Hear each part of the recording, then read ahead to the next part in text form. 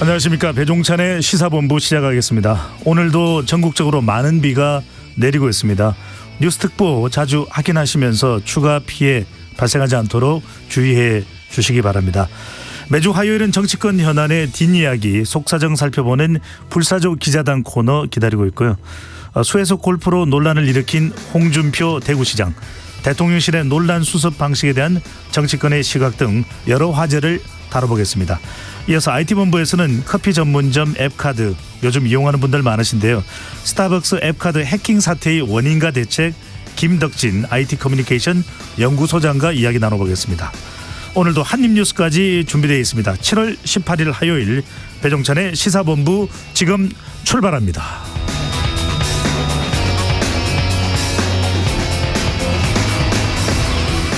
1부 마지막에 듣는 노래 디저트송도 신청 기다리고 있습니다. 오늘 듣고 싶은 노래 있으시면 문자 샵 9730으로 자유롭게 많이 보내주시고요. 짧은 문자 50원, 긴 문자 100원입니다. 선정되신 분께는 치킨 등 간식 쿠폰 보내드리니까요. 많은 참여 부탁드립니다. KBS 1라디오의 모든 프로그램은 유튜브에서도 함께할 수 있습니다. KBS 1라디오 채널 구독과 좋아요, 댓글도 많이 부탁드립니다.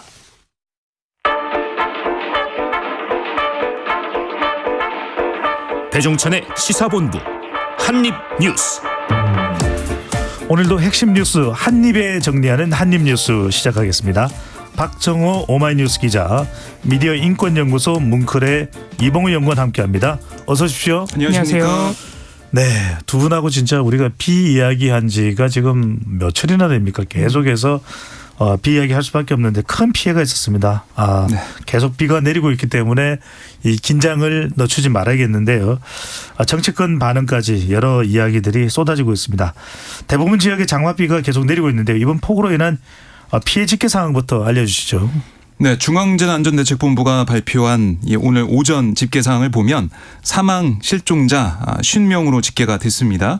어젯밤 추가로 수습된 이 충북 오송 지하차도 침수하고 사망자를 포함해서 사망자가 41명이라고 했는데요. 네. 네, 오늘 오전에 이 경북 예천에 실종자로 추정되는 시신이 발견되면서 아마 중대본 이 발표 내용도 사망자가 42명으로 올라가지 않을까 생각이 듭니다. 네.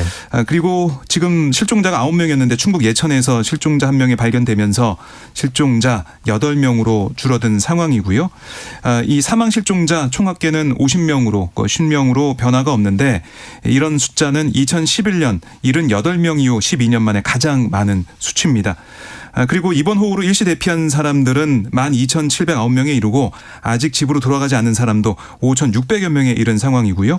충남, 충북, 경북, 전북을 중심으로 공공시설 912건, 사유시설 574건의 피해가 집계가 됐는데 주택 침수 274채, 주택 파손 46채 등의 피해도 포함이 돼 있습니다.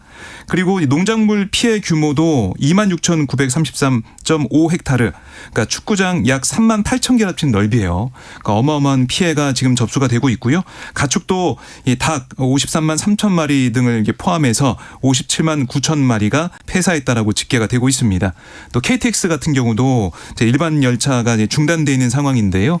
KTX 운행되고 있는 것도 연착이 되고 있고 일반 열차는 중단이 되고 있는 노선이 있기 때문에 열차 이용하실 분들은 코레일 홈페이지 이런 것들을 통해서 노선 운행 상황을 좀 확인해 보셔야겠습니다. 네, 전방위적인 피해 소식이 전해지고 있습니다. 특히 주목하는 것은 바로 청주 궁평 지하차도입니다. 이 참사 충분히 막을 수 있는 인재다, 이런 이야기가 계속 나오고 있는데 정부가 감찰에 착수했다고요? 그렇습니다. 15일에 이 참사가 발생했을 때부터 충분히 막을 수 있었다. 기회가 한 최소한 3-4번은 있지 않았냐, 이런 지적 저희가 어제도 전해드렸죠. 일단 어제 국무조정실이 보도자료를 내고 감찰에 착수한다고 밝혔습니다. 그러면서 지금까지 이 국무조정실 정부가 확인한 사고 경위를 좀 발표를 했는데요.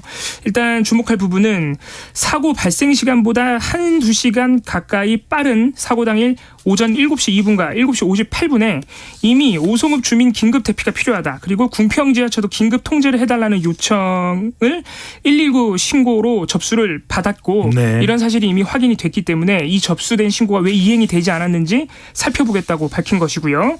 그래서 당일 새벽에 충북도 청주시, 청주 흥덕구 등 이 현장을 관할하는 자치단체 그리고 경찰 소방에 들어온 모든 위험 신고 이에 따른 후속 조치를 확인하기 위한 자료들을 확보하고 있다 밝혔습니다. 경찰 어제부터 현장 감식을 시작으로 역시 수사에 돌입을 했는데 지금 언론 보도로 또 추가적인 이 사고 경위들이 속속 또 드러나고 있어요. 그래서 몇 가지만 또 말씀을 드리면은 15일 오전 6시 30분에 금강 홍수 통제소가 흥덕구에 미호청교가 심각 단계에 도달했다. 계획 홍수위를 대비해서 저지대 및 취약 구간 주민 대피 응급조치 지자체 매뉴얼대로 해달라고 이미 통보를 했고요. 흥덕구는 이 내용을 오전 6시 30분에 청주시 하천과에 그리고 오전 6시 39분에는 청주시 안전정책과에 모두 전달을 했습니다. 네. 문제는 청주시가 이 내용을 지하차도로 관리하는 충북도로 관리사업소에는 전달을 안 했다는 거예요.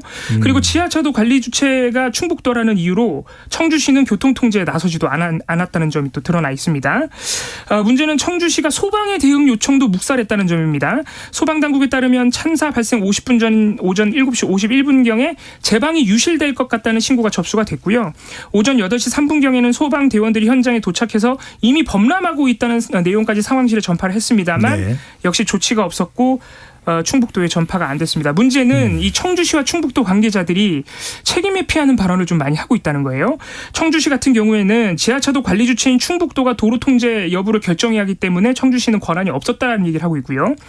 충북도에서는 인근 제방이 무너지면서 단시간에 침수가 됐기 때문에 차량 통제할 시간이 없었다고 얘기하면서 이 또 제방을 담당하는 거는 행정중심 복합도시 건설청, 행복청에 또 담당이 따로 있어요. 네. 그래서 행복청에 또 책임을 전가하는 모습을 보이면서 이런 책임 전가하는 모습이 반복되고 있습니다. 또 이게 수재 앞에서 권한 이야기가 나오고 참 안타깝습니다. 단 한 명이라도 궁평 지하차도로 나가서 차량을 막았더라면 하는 생각이 간절합니다. 자, 또 한 사람이 화제가 되고 있습니다. 홍준표 대구시장인데요. 주말에 지난 15일에 골프를 쳤다고 해서 논란이 되고 있습니다. 관련해서 홍준표 대구시장 발언 듣고 오겠습니다. 기자들 여러분들이나 물먹게 맞게 좀 질문하세요. 괜히 그거 쓸데없이 터집 하나 잡았다고 그래 볼 때처럼 던진다고 그런다고 해서 내가 무슨 거기에 기죽고 잘못했다 그럴 사람입니까? 난 그런 저신한 일 없어요. 홍준표 대구시장은 상당히 강력하게 반박하는 그런 상황인데 당은 또 분위기가 그렇지 않은 것 같습니다. 진상 파악에 들어가겠다라고 네. 얘기를 했다면서요. 네, 이제 방금 들으신 홍준표 시장의 목소리는 홍 시장이 어제 국회에 왔었거든요. 네. 윤재혁 국민의힘 원내대표를 만나서 이제 떠나는 상황이었는데 기자들이 이 논란에 대해서 물어본 거예요. 그랬더니 이렇게 기자들을 향해서 얘기를 한 거고 또 페이스북에도 이런 글을 썼습니다. 대구는 다행히 수해 피해가 없어서 비교적 자연스럽게 주말을 보내고 있다. 주말에 테니스를 치면 되고 골프를 치면 안 된다는 그런 규정이 공직사회에 어디 있냐 이렇게 반박을 하는 모습이었는데 하지만 이 당의 생각은 다릅니다.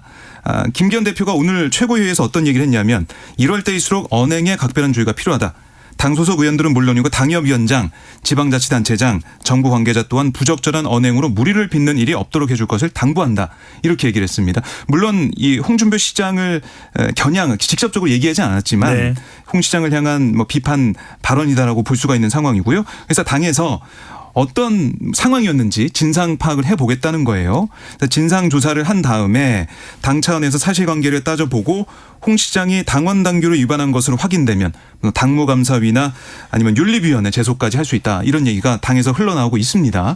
그러니까 이렇게 당에서 좀 적극적으로 조치를 하는 걸로 보이고 있으니까 홍준표 시장도 오늘 또 페이스북에 글을 올려가지고 여러 가지 또 입장을 내놓고 있는데 아니 아직도 국민정서법에 기대냐 이게 반발하는 모습도 보이고 있더라고요. 네. 그러니까 국민정서법 이게 사실은 우리가 많이들 살펴보면서 국민들의 여론을 듣는 그런 걸 지칭하기도 하는데 좀 그렇다 이렇게 홍준표 시장을 얘기를 했고 골프를 이용해서 국민정서법을 빌려서 비난하는 건 어쩔 수 없지만 아직도 국민정서법에 기대어 정치하는 건 좀 그렇다 이렇게 김기현 대표를 겨냥한 모습도 보이고 있습니다.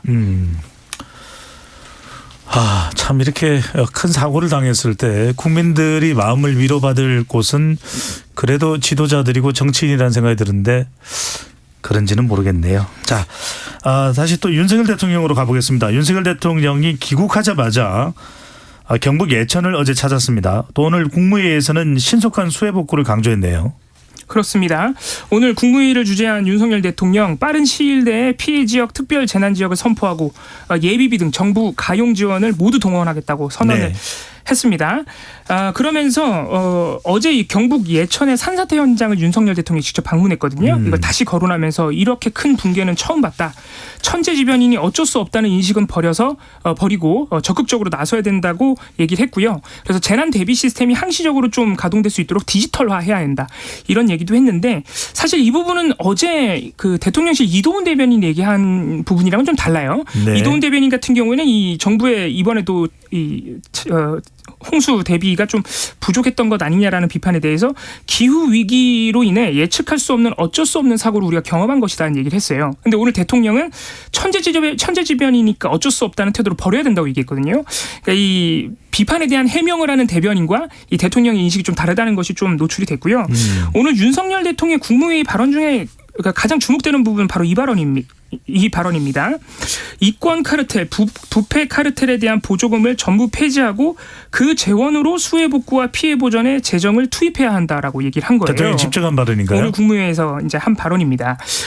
그동안 이 윤석열 대통령이 이권 카르텔, 부패 카르텔을 많이 얘기를 했는데 사실 약간 지목이 되어 있는 부분들이 있었죠. 예를 들어서 민간단체 보조금을 감사할 때도 수많은 민간단체 중에 유독 노조나 시민단체, 비판적 시민단체만을 꼽아서 이 보조금을 삭감해야 된다는 얘기를 했었는데 네. 사실 이런 국고 보조금, 시민단체를 향한 국고 보조금과 수해를 위한 비용은 당연히 완전히 무관한 얘기이기 때문에 이 수해에 써야 될 국가의 당연한 의무에 써야 될 재정 투입을 또다시 이 비판 세력에 대한 어떤 논란으로 끌고 들어가는 것은 조금 논란이 더 커지는 것 아니냐 이런 논란이 있고요. 윤석열 대통령 어제 경북 예천 산사태 현장을 직접 방문했을 때도 조금 논란이 됐던 발언이 있습니다. 네. 직접 이 80, 90대 할머니들을 위로하는 그 현장이 있었는데 이 자리에서 윤석열 대통령이 저도 어이가 없다. 산사태 소식을 듣고 그냥 주택 뒤에 있는 산들이 무너져서 민가를 덮친 모양이라고 생각을 했지 몇백 톤의 바위가 산에서 굴러내려올 정도로 이런 것은 저도 살면서 처음 봤다는 얘기를 했는데 네. 사실 이게 어제면은 이미 수해로 인한 뭐 인명피해나 재산피해가 어느 정도인지 잘 알려져 있는 상태였고 경북은 사망자만 19명이 실종자가 8명이에요. 대부분이 그렇습니다. 산사태 피해입니다. 그런데 경북 이런 예천에 또 많이 집중이 됐죠. 그렇습니다. 그리고 대통령이 방문한 이 마을이 이미 실종자가 2명인 상태였어요. 근데 이런 상황에서 대통령이 나 이런 거 처음 봤다. 어이가 없다. 집에서 그냥 산이 좀 무너져서 집을 덮친 줄 알았다. 사실 산이 무너져서 집을 덮치기만 해도 그게 엄청난 사고입니다. 네. 그렇기 때문에 대통령이 여전히 이 재난 상황에 대한 심각성을 좀 공감하지 못하거나 파악이 안 된 것 아니냐 이런 비판을 또 야당에서 하고 있습니다. 재난 소통이 물론 대통령이 뭐 일부러 피해를 당한 국민들에게 기분 나쁘게 이야기하려고 하지는 않았겠죠. 그렇죠. 하지만 위로하려는 마음이 있었죠. 어떻게 전달되는 것이 더 적절하게 또 적합하게 전달되는가 바로 이 부분을 이봉우 연구원이 이야기한 건데 자 대통령 순방 일정 관련해서도 계속 이야기가 나옵니다. 우크라이나 순방을 가는 게 맞았느냐 방문하는 게 맞았느냐 이건 어떻게 이야기가 지금 되고 있습니까? 대통령실 입장이 나온 게 있나요? 네, 지난 15일 깜짝 우크라이나 방문, 이게 이제 과연 적절했느냐 이런 얘기부터 계속 이어지고 있는 건데요. 그때 대통령실 관계자가 대통령이 당장 서울로 뛰어가도 상황을 크게 바꿀 수 없다 이런 말이 이제 보도가 되면서 이게 논란이 된 거죠. 논란이 됐었고요. 그러니까 수해도 지금 뭐 대통령이 순방 지역에서 챙기고 있다 이런 대답이 나올 걸로 예상을 했는데 네. 당장 뭐 달려가도 특별히 할 일이 없다 이게 국민들의 좀 비판의 대상이 되고 있는 거죠. 네, 그런 비판이 있었고 사실 이런 비판의 이 핵심은 뭐냐면 태도 문제라고도 볼 수가 있습니다. 네.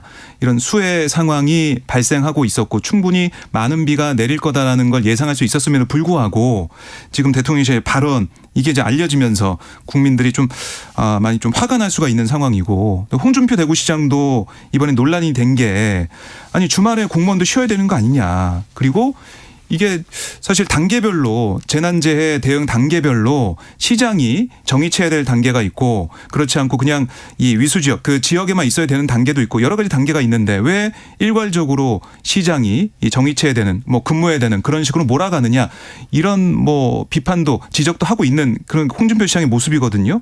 근데 어떻게 보면 최근 장마 특성상 게릴라식 폭우, 뭐 도깨비, 장맛비 이런 식으로 얘기도 하던데 그런 모습이고 또 전국적으로 폭우 피해가 있는 상황에서 이 공직자로서의 자세는 어떠해야 되느냐 이런 물음이 있는 거예요. 그러니까 대통령실의 대통령의 순방 일정 관련된 이런 표현도 당장 서울로 뛰어가도 상황은 뭐 바꿀 수가 없을지라도 대통령이 그 현장에 있는 것과 없는 것은 차이가 있다라는 국민들의 지적이 있기 때문에 여러 가지 얘기가 나오고 있는 것인데 이런 반응에 대한 비판이 있었고요. 다른 대통령실 고위 관계자도 이런 얘기를 했습니다. 대통령께서는 순방 기간 내내 단 한 번도 호우 상황으로 고심을 늦추신 바가 없다. 순방과 민생은 따로 있지 않다고 생각한다. 이렇게 답을 했는데 네. 이 재난 상황에서 대통령이 컨트롤 타워 역할을 다해야 한다는 거 이거는 사실 뭐 천재지변인 폭우 상황, 뭐 비를 좀 덜 내리게 해주세요. 뭐 이렇게 막아서는 그런 역할을 바라는 게 아니라 좀 폭우 대처를 일사불란하게 좀 빠르게 집행할 수 있도록 관리하면서 비 피해를 좀 줄여달라. 네. 이런 게 국민들의 생각일 텐데 어떻게 뭐 책임 회피하는 그런 논란이 아니냐, 목소리가 아니냐 이런 비판도 있는 겁니다. 알겠습니다. 해외 순방을 다녀와서도 관련해서도 상당히 또 이런저런 이야기들이 나오고 있는데 또 한편으로는 더불어민주당의 김의겸 의원이 대통령 관련한 비판 발언이 또 큰 논란이 되고 있습니다. 듣고 오시죠. 윤석열 대통령이 러시아에 가서 한 행동과 말은 우리 조국과 민족의 운명을 궁평치하 차도로 밀어넣는 것과 마찬가지라고 생각합니다. 자, 제가 항상 하는 이야기가 정치권에서는 제발 비유, 은유, 비교 안 했으면 좋겠다는 말씀을 여러 차례 드린 바가 있는데 어떻게 보십니까? 이게 이제 김의겸 의원이 민주당이 어제 이 우크라이나 방문을 비판하는 공동 성명을 발표하면서 김의겸 의원이 한 말인데 이 김의겸 의원은 꼭 이 수해 관련해서가 아니고 러시아와 이 적대적 관계로 들어가는 윤석열 대통령의 외교 노선에 대해서 비판하다가 이런 발언까지 나온 거예요. 그렇다 보니까 국민의힘에서도 강력하게 비판을 했고 사실 정부의 외교 정책과 수해는 아무 상관이 없습니다. 그러니까 외교 정책은 외교 정책대로 따로 비판할 수 있고 수해는 수해 대응은 또 수해 대응대로 또 따로 비판할 수 있는 것인데 이거를 우리 정치권에서 보면은 여야 할 것 없이 정치적인 비판을 위해서 희생자가 있는 국민들의 아픔에 있는 사건을 자꾸 약간 부정적인 의미로 정치적 비판을 할 때 쓰는 양상들이 그동안 반복되어 왔어요. 네. 그래서 이번에도 비슷한 일이 나온 거죠. 물론 김의겸 의원은 어제 또 곧바로 사과를 했습니다. 유족들에게도 사과를 했지만 이런 일이 반복되지 않도록 꼭 이 참사 희생자들의 마음을 좀 헤아리는 그런 마음이 필요해 보입니다. 네. 그듭 정치권에서는 비교, 은유 또 비유 안 했으면 좋겠다는 생각이 듭니다. 이 시각 교통정보 알아보고 한입뉴스 이어가겠습니다. 이승미 리포터 나와주세요. 네, 이 시각 교통정보입니다. 열차 이용하시는 분들은 운행정보 미리 확인하셔야겠습니다. 일반 열차의 운행이 전 노선 중지되고요. KTX는 일부 열차 운행이 중지된 상태입니다. 잠수교의 수위는 차량 통행이 가능한 수위까지 내려갔지만 이 파손된 도로 복구 작업을 하고 있어서 아직은 양방향 전면 통제가 계속되고 있습니다. 고속도로 돌발 상황이 많습니다. 대구 외곽고속도로 달서 방향으로 도동터널 안에서 승용차 사고 나서 2차로 막고 처리 작업을 하고 있고요. 경부고속도로 서울 방향으로 금호분기점 진출로 1차로에서 사고 났습니다. 4km 구간 여파로 정체고 이후 기흥 부근과 달래내국에서 반포 사이 정체가 되고 있고요. 수도권 제일순환고속도로 구리에서 판교 방향으로 구리 남양주 요금소에서 상해까지 막히고요. 하남에서 서하남까지 정체고 광암터널 안 3차로에 고장난 화물차가 있어서 주의하셔야겠습니다. KBS 교통정보센터였습니다.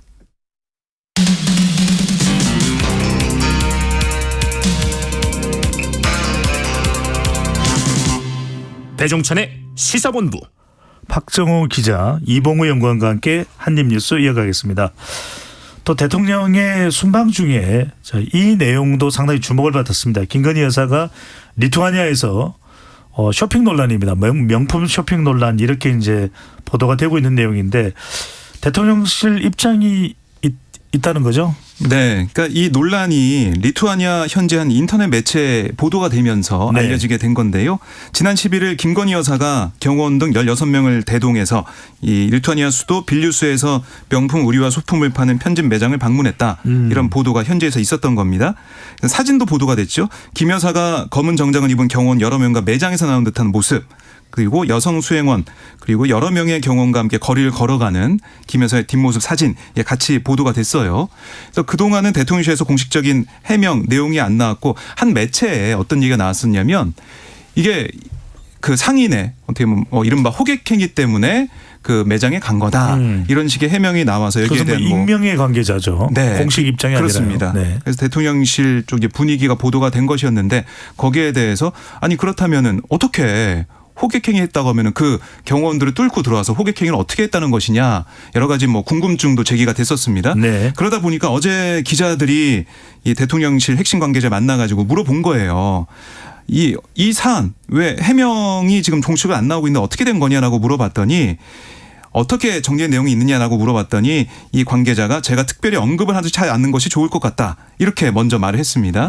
그러면서 어떤 이유를 댔냐면 이미 과거 줄리라든가 청담동 술자리라든지 이렇게 여야 간 정쟁화가 됐다. 그러니까 팩트를 갖고 얘기해도 그 자체가 정쟁 소재가 될 가능성이 크기 때문에 더 정쟁 소재를 만들지 않는 게 차라리 나을 것 같다. 이렇게 얘기를 했습니다. 그러니까 여기에 이제 간 게 사실인지 뭐 갔으면은 왜 갔는지 이게 국민들은 궁금한 것인데 기자들도 그런 궁금증 때문에 질문한 것인데 팩트를 갖고 얘기해도 사실을 얘기해도 그게 정쟁화가 되기 때문에 더 이상 할 말이 없다. 언급을 안 하는 게 낫겠다. 이런 입장입니다. 말하자면 관련된 질문에 대해서 노 코멘트로 일관했다. 이렇게 봐도 되겠대요. 네. 그렇게 볼 수가 있는데 이게 정쟁화가 되니까 사실 못 밝힌다라는 거죠. 네. 근데 이게 정쟁화라는 얘기를 하면서 이게 여야 간의 공방을 흐른다라는 거 아니겠습니까? 근데 그 공방으로 흐르더라도 사실이 뭔지 뭐가 진실인지 이건 국민들이 알고 싶어하는 부분인데 네. 왜냐하면 이 대통령 이 해외 순방이 다 국민들의 세금으로 공식 일정으로 행해지는 그 타임테이블에 있는 것인데 그 일정에 대해서 사실이 뭔지는 밝혀야 되는 게 맞지 않냐 이런 얘기도 나오고 있습니다. 그 야당에서는 또 정치적으로 공세를 하고 있지만 여당 내에서도 불만의 목소리가 나온다면서요. 그렇습니다. 지금 사실 순방에서 김건희 여사가 논란이 된 게 또 처음이 아닙니다. 이게 동행인 때문에 논란이 된 적도 있었죠. 지난해에는. 그런 상황이다 보니까 여당과 대통령실 안에서도 조금 우려가 제기된다 그래요. 그래서 언론 보도를 보면 이 대통령실 안에서도 이게 직원들은 순방 성과를 내려고 길게는 몇 달을 준비하고 네. 모니터링하고 리스크 대응하고 고생을 하고 있는데 이런 문제가 자꾸 불거지니 힘이 빠진다라는 말도 나온다 그러고요. 여당에서도 한 초선 의원이 집중호우가 쏟아지는데 호객행위로 명품숍에 간 영부인을 국민들이 어떻게 보겠느냐. 대통령이 폐지했던 제2부속실을 다시 설치해서 리스크 관리하는 것이 낫다라는 얘기도 여당에서 나왔다고 합니다. 네. 글쎄 뭐 쇼핑을 한다 안 한다 이건 또 뭐 우리가 또 따로 한번 생각해 볼 문제겠지만 요즘 분위기가 안 좋을 텐데 이럴 때는 조금 더 신중한 처신 또 행동이 필요하지 않았을까라는 이야기들은 많이들 하고 있는 것으로 보입니다. 자, 다른 주제로 넘어갑니다. 이번에도 말이 또 문제가 되는 부분인데요. 이 부분 두 분 또 이야기 나눠보겠습니다. 지난주였습니다. 실업급여와 관련된 이야기입니다. 실업급여 그러니까 비자발적 실직자에게 지급되는 사회적 안전장치죠. 지급되는 경제적인 지원입니다. 실업급여가 10일 정부와 여당이 실업급여 한액을 폐지 또는 인하해서 소득 역전을 방지하겠다고 발표했는데 당시 국민의힘 박대출 정책위의장의 발표 내용 잠시 듣고 오겠습니다. 참석자들은 일하는 사람이 더 적게 받는 기형적인 현행 실업급여 구조는 바뀌어야 된다는 원칙의 뜻을 같이 했습니다. 실업급여가 악용되어서 달콤한 보너스라는 뜻으로 실업급여라는 말이 나오지 않도록 해야 된다는데 공감을 했습니다. 일단 두 분께 여쭤보겠습니다. 실제 세간의 실업급여 그러니까 실업급여 말고 토스트나 커피에 발라 먹거나 넣어 먹는 시럽입니다. 메이플 시럽도 있고 이 실업급여라는 용어가 있습니까? 전 처음 들어본 것 같아요. 저도 이번에 처음 네. 들었습니다. 이 이야기를 여당의 정책위 의장이 왜 이야기를 했을까요? 아무래도 비판적인 이 실업급여 소득 역전 상황에 대해서 비판적인 생각을 가진 분들이 아무래도 있겠죠. 그런 분들 사이에서는 제도가 악용된다는 의미로 좀 강조하기 위해서 특히 악용하는 분들을 비판하기 위해서 이렇게 좀 비튼 언어를 쓰는 것 아닌가 싶은데 이런 용어를 그런데 정부 여당이 당정 공청회에서까지 쓰면서 실업급여 하한액 폐지를 논하는 것 자체는 조금 용어상으로는 네. 과한 측면이 있지 않나 생각합니다. 실업급여에 문제가 있다면 문제가 또 있을 수도 있고요. 그 부분에 대해서 여당의 정책위의장이 지적한 거는 얼마든지 가능한데 이런 표현을 굳이 썼을까 하는 문제인 거죠, 그죠? 네. 그러니까 이게 실업급여에 문제가 있으면 그 문제를 그것 때문에 고쳐 나가면 되는 것일 텐데 실업급여에 대해서 좀 안 좋은 인식, 실업급여가 어떻게 보면은 우리 혈세가 낭비되는 부분이 많다라는 그런 이미지를 투영해서 실업급여라는 말까지 나온 게 아니냐 이런 지적이 있을 수밖에 없고요. 결국 실업급여 하한액 기준인 최저임금의 80%, 그러니까 즉 184만 원을 받는 실업자 중에 일을 할 때 급여보다 이 실업급여를 더 많이 받는 사람이 있다, 더 받는 사람들이 있다. 이걸 얘기하면서 하한액 폐지, 또 뭐 이 아니면은 하한액 기준을 좀 인하하는 네. 그런 방향으로 가기 위한 포석이다라고 볼 수가 있는데 근로 의욕을 저해하거나 뭐 제도를 악용하는 사람들, 그러니까 오히려 취업을 다시 하지 않고 실업급여를 즐기는 사람들이 있다는 식으로 좀 여론을 좀 끌고 가려는 그런 게 좀 담겨 있는 것 같은데 사실은 실업급여 받아보신 분도 있겠지만은 이게 생계를 유지할 수 있게 하는 어떻게 보면 하나의 안전판이거든요. 안전장치예요. 사회적인 보장 프로그램이고 그리고 이제 실업급여를 정부에서 100% 다 주는 것도 아닙니다.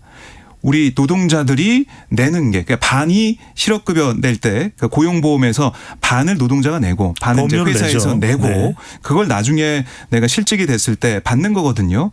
그런데 마치 시혜를 베푸는 듯한 그런 분위기를 주면서 실업급여 받는 게 뭔가 잘못한 일을 하는 것처럼 분위기 만들어가고 이미지 만들어가는 거 이거는 비판을 받는 그런 상황입니다.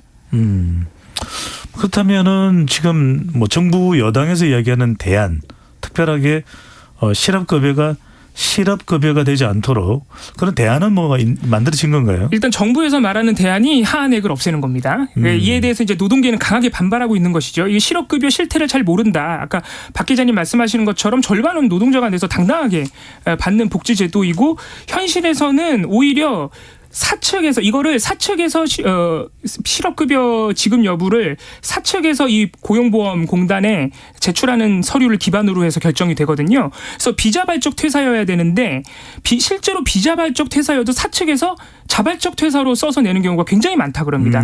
그리고 심지어는 이거를 노동자에게 좀 양해를 구하거나 왜냐하면 정부 지원금을 타는 회사들 같은 경우에는 비자발적 퇴사가 발생하면은 좀 페널티가 있대요. 그렇다 보니까 회사에서 노동자에게 네가 좀 나간 걸로 해달라 이런 식으로 해서 이 제출 서류를 좀 사실과 다르게 쓰거나 심지어는 네. 노동자들에게 협박하는 경우도 있다는 거죠.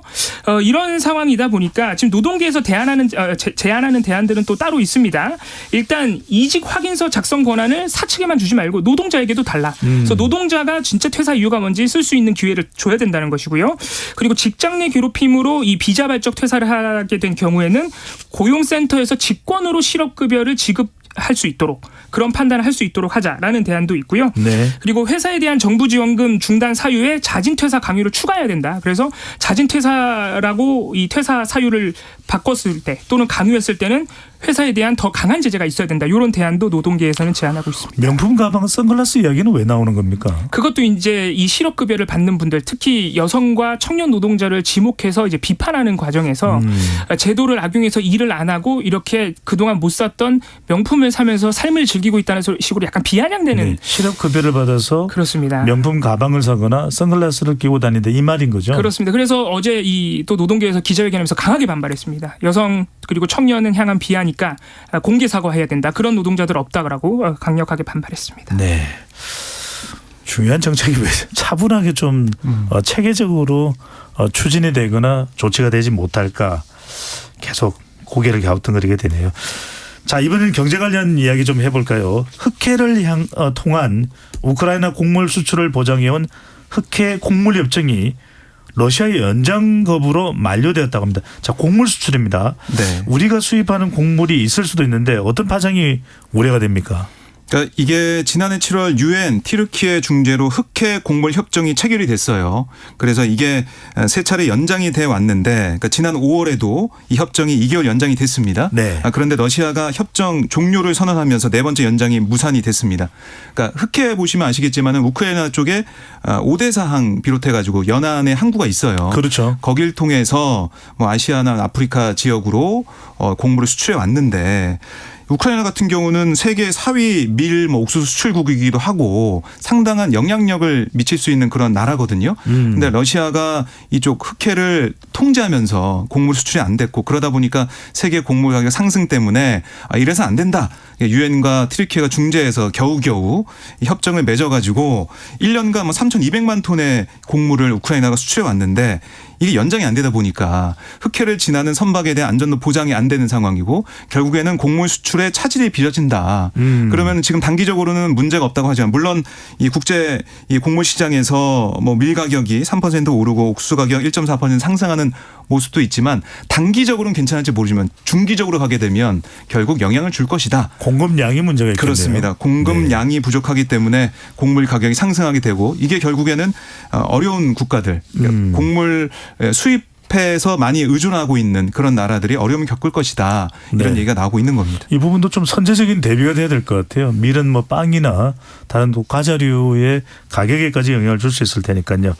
자, 한국전력 이야기 오랜만에 해볼까요? 만석자로 전기요금 인상까지 이렇게 시행하고 있는 상황인데 오랜만에 적자를 보는 그런 구조에서 좀 벗어나는 역마진 구조를 깼다면서요?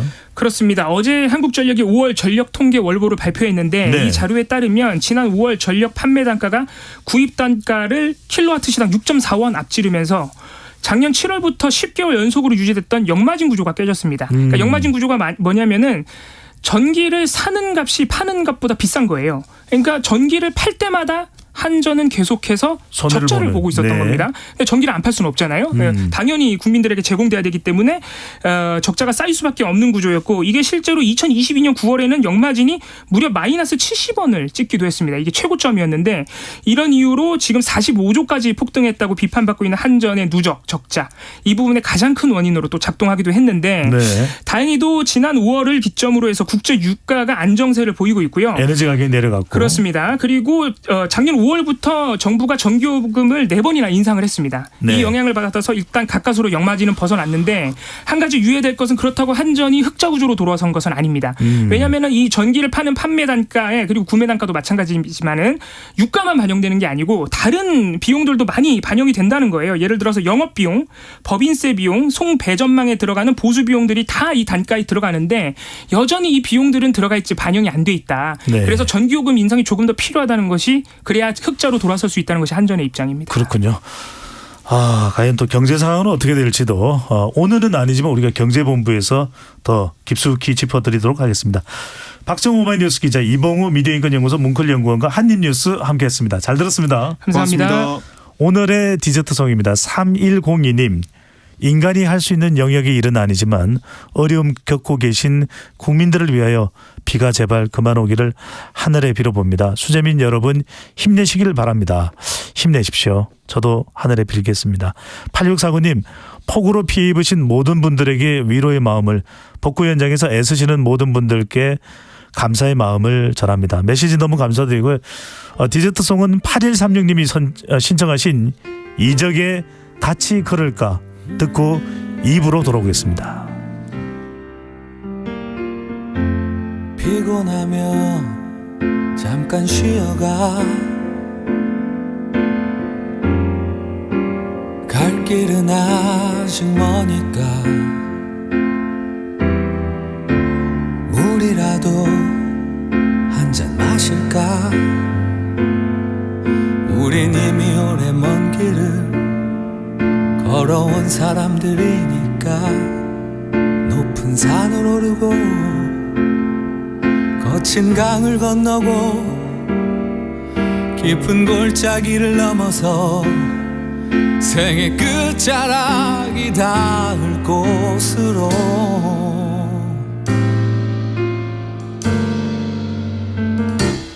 오늘도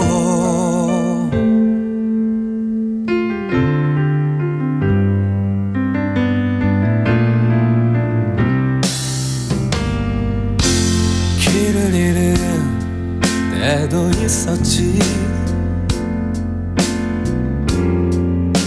쓰러진 적도 있었지. 그러던 때마다 서로 다가와 좁은 어깨를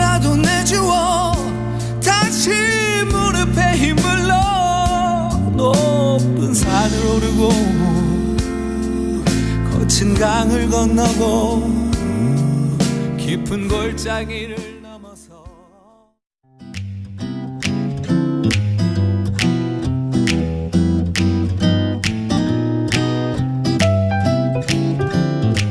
안녕하세요. 바른말 고운말입니다. 사람들 가운데는 말을 잘해서 자신이 본래 가지고 있는 실력보다 더 높이 평가받는 사람이 있는가 하면 그와는 반대로 표현을 잘 못해서 자기의 실력을 제대로 보여주지 못하는 사람도 있습니다. 말을 아주 잘하는 사람을 가리켜 표현할 때 언변이 좋다, 달변이다, 청산유수 같다 이런 표현들을 자주 사용하죠. 반대로 말을 유창하게 하지 못할 때는 어눌하다라는 표현을 쓰는데요. 말을 자꾸 더듬는 점이 있다는 뜻으로 군울하다라고도 합니다. 어눌하다, 군울하다에서 공통으로 쓰이는 눌은 말 더듬거릴 눌자를 씁니다. 언젠가 어눌한 글솜씨란 표현을 들은 적이 있습니다. 그런데 글로 표현하는 경우에는 어눌하다를 쓰지 않습니다. 물론 시적인 표현이라면 무관하겠지만 어눌하다에서 어는 말씀 어자를 써서 기본적으로 말을 유창하게 하지 못하는 것을 뜻하는 표현입니다. 이같이 어울려 쓸 수 있는 표현과 같이 어울려 쓸 수 없는 표현들을 정확하게 알아두시면 말할 때 도움이 될 겁니다. 참고로 글이나 말 같은 것이 거침없이 미끈하고 아름답다고 할 때 형용사 유려하다를 써서 그의 말은 유려해서 듣는 사람의 가슴을 울린다 또는 그는 유려한 문체를 자랑한다 같이 쓸 수도 있습니다. 바른말 고운말 아나운서 변희영이었습니다.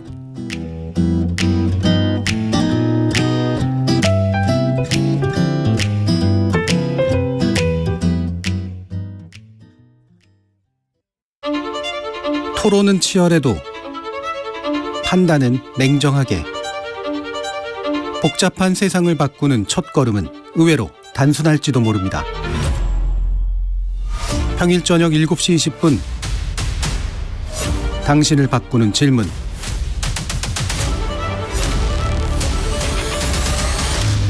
KBS 열린 토론.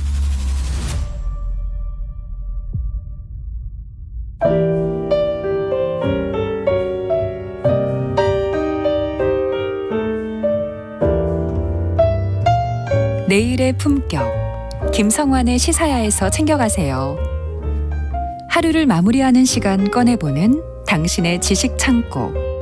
KBS 1라디오 김성환의 시사야. 평일 밤 10시 5분 여러분을 찾아갑니다.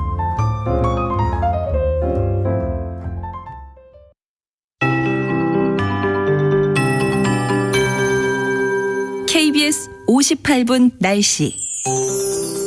전국 곳곳에 세찬 장맛비가 내리고 있습니다. 큰 비 피해가 발생한 충청도와 남부지방을 중심으로 또다시 많은 비가 내릴 전망입니다.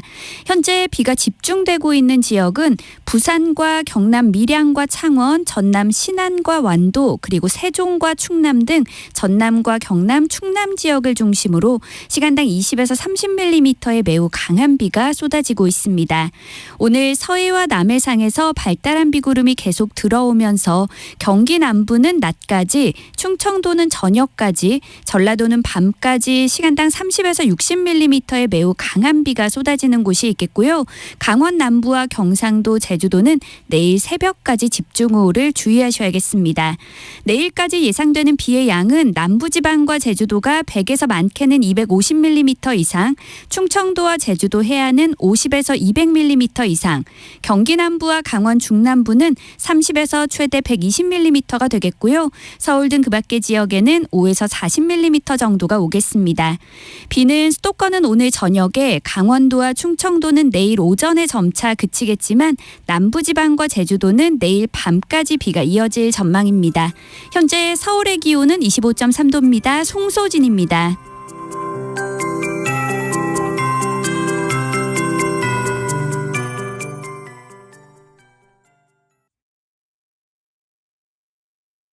정성을 다하는 국민의 방송 KBS가 한시를 알려드립니다.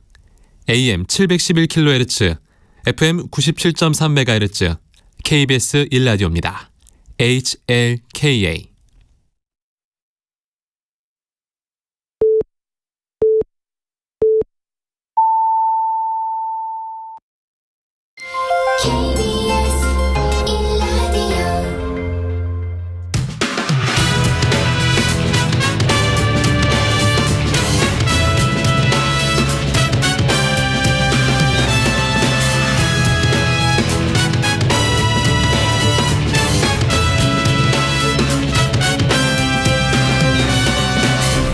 KBS 1라디오 배종찬의 시사본부.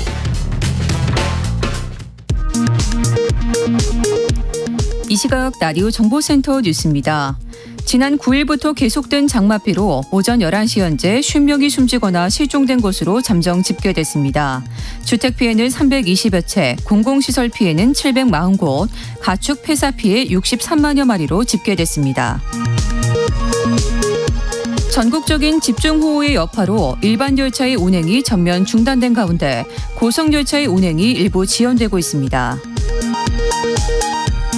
윤석열 대통령이 이권 카르텔, 부패 카르텔에 대한 보조금을 전부 폐지하고 그 재원으로 수해 복구와 피해 보전에 재정을 투입해야 한다고 밝혔습니다.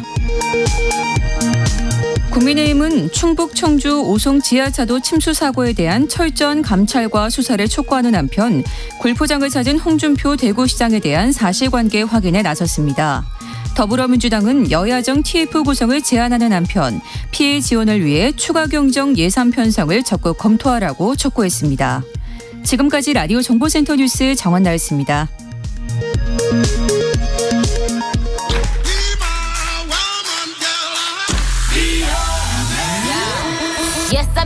인터넷에서 화제가 된 뉴스를 다뤄보는 스트릿 뉴스 파이터 시간입니다.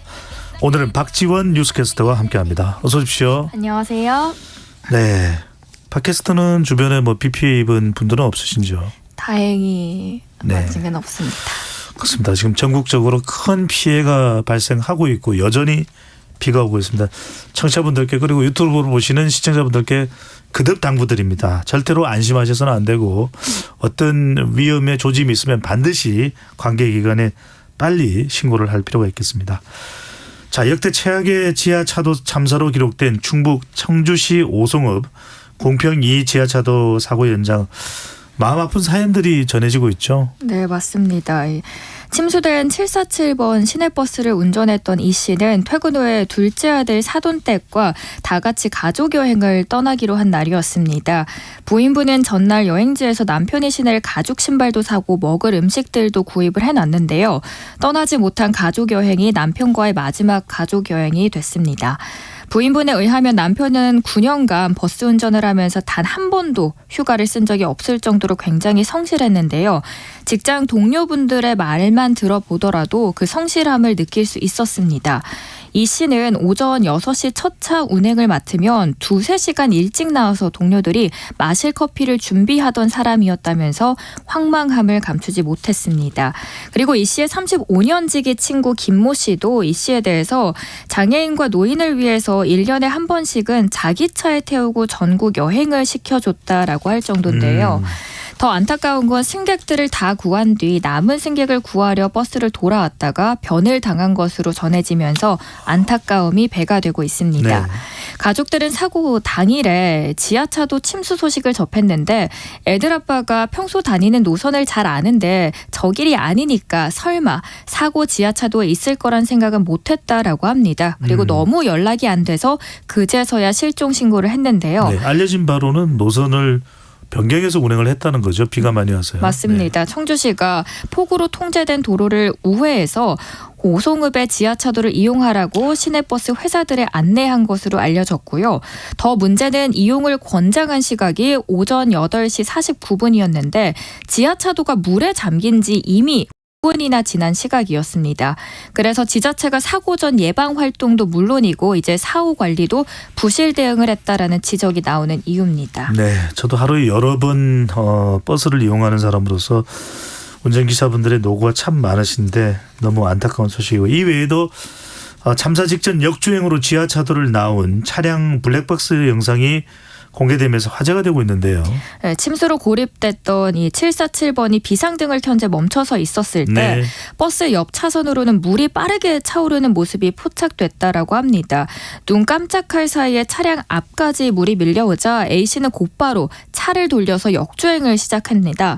혼자 탈출하지 않았고요. 주변에 차를 빼야 한다라고 소리를 지르고 경적을 울리면서 위험한 상황임을 주변에 알렸다라는 사실이 또 퍼지고 있습니다. 네, 참 긴박한 상황이었는데요.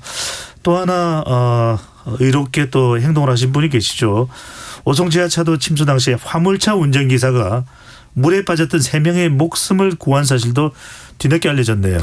네, 화물차 기사 유병조 씨가 물이 차오르자 황급히 창문을 부셔서 화물차 지붕으로 올라갔다고 합니다. 네. 그런데 그 순간 버스에서 휩쓸려서 나온 20대 여성이 화물차 사이드 미러를 간신히 붙잡고 있는 것을 발견해서 이 여성을 자신의 화물차 위로 끌어올렸다고 해요. 근데 그 과정에서 저쪽에서 살려달라라고 외치는 남성 2명이 있었는데 물살이 있었다는 것도 우리가 알 수가 있네요. 네, 맞습니다. 근데 이 남성 2분조차도 초인적인 힘을 발휘해서 난간을 붙잡게 한 뒤 그들을 모두 구조를 했습니다. 이런 과정 속에서 사실 이 20대 여성은 힘이 없으니까 저를 놓아달라라고 부탁했습니다. 그럼에도 불구하고 이분은 끝까지 포기하지 않고 끝까지 구해줬다라고 하면서 부모님이 또 감사 인사를 전했습니다. 네, 정말 힘들었을 그 상황에도 사람의 생명은 그렇게 소중한 것입니다. SNS 반응도 상당히 많이 나와 있는데요. 네, 사고를 계기로 해서 SNS에서는 이 각자 도생이라는 키워드가 활발히 공유가 되고 있습니다.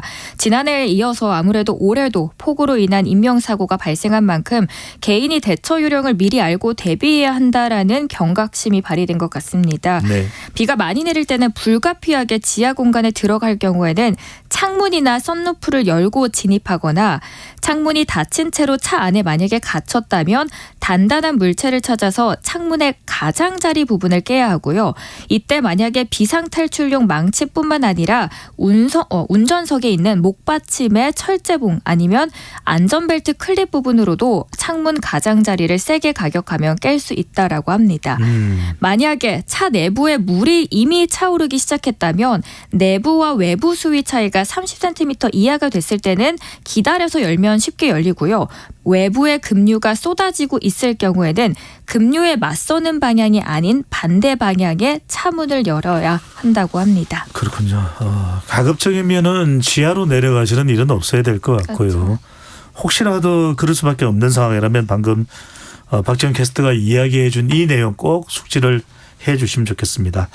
한편 이번 산사태로 실종됐던 반려견 진순이가 27시간 만에 돌아왔다는 소식도 있네요.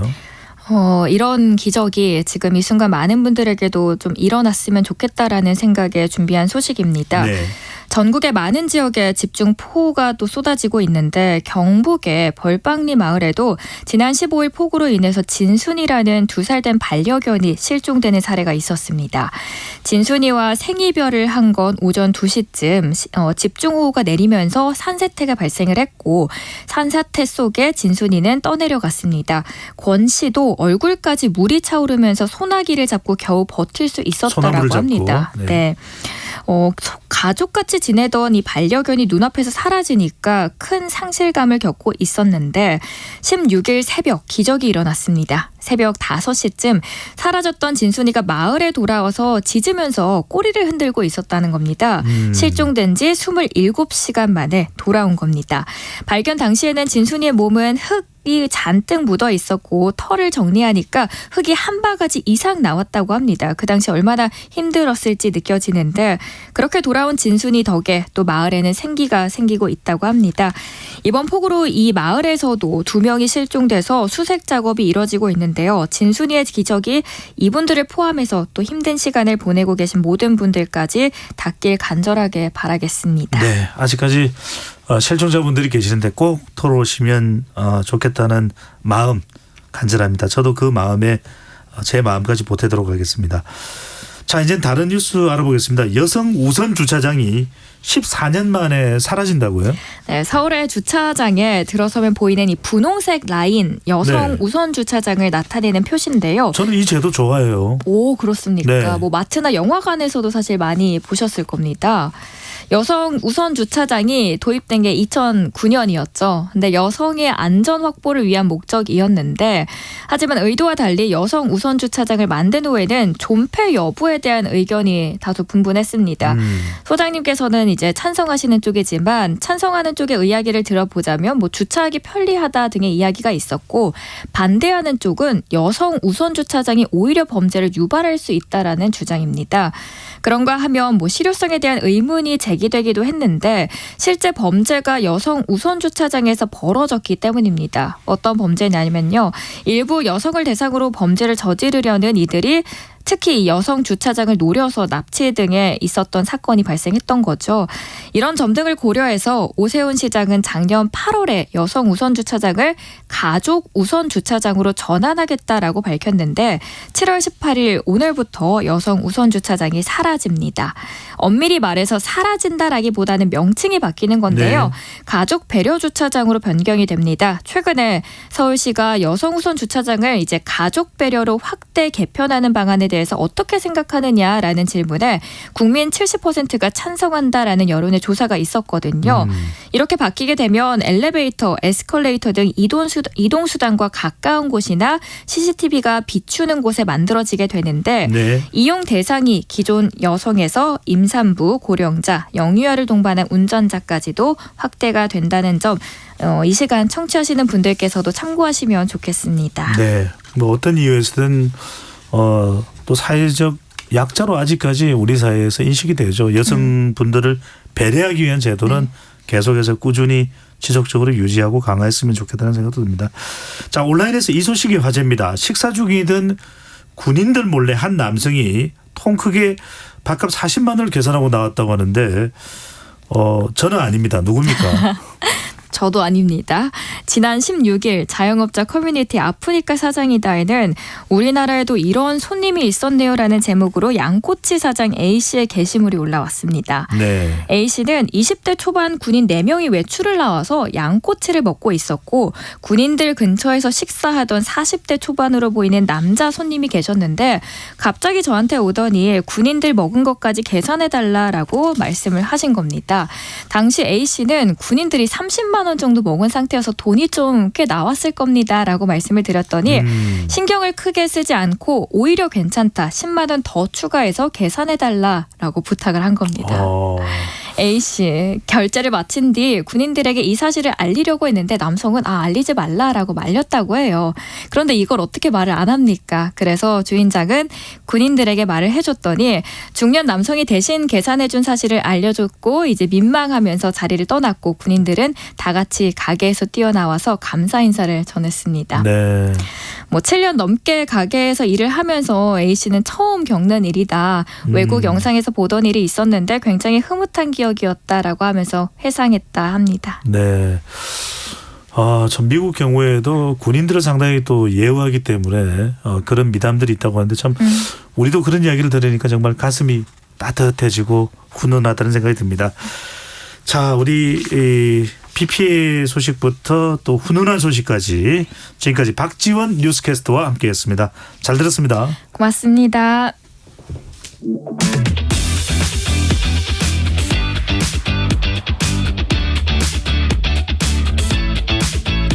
배종찬의 시사본부는 여러분과 함께합니다. 짧은 문자 50원, 긴 문자 100원이 드는 샵 9730.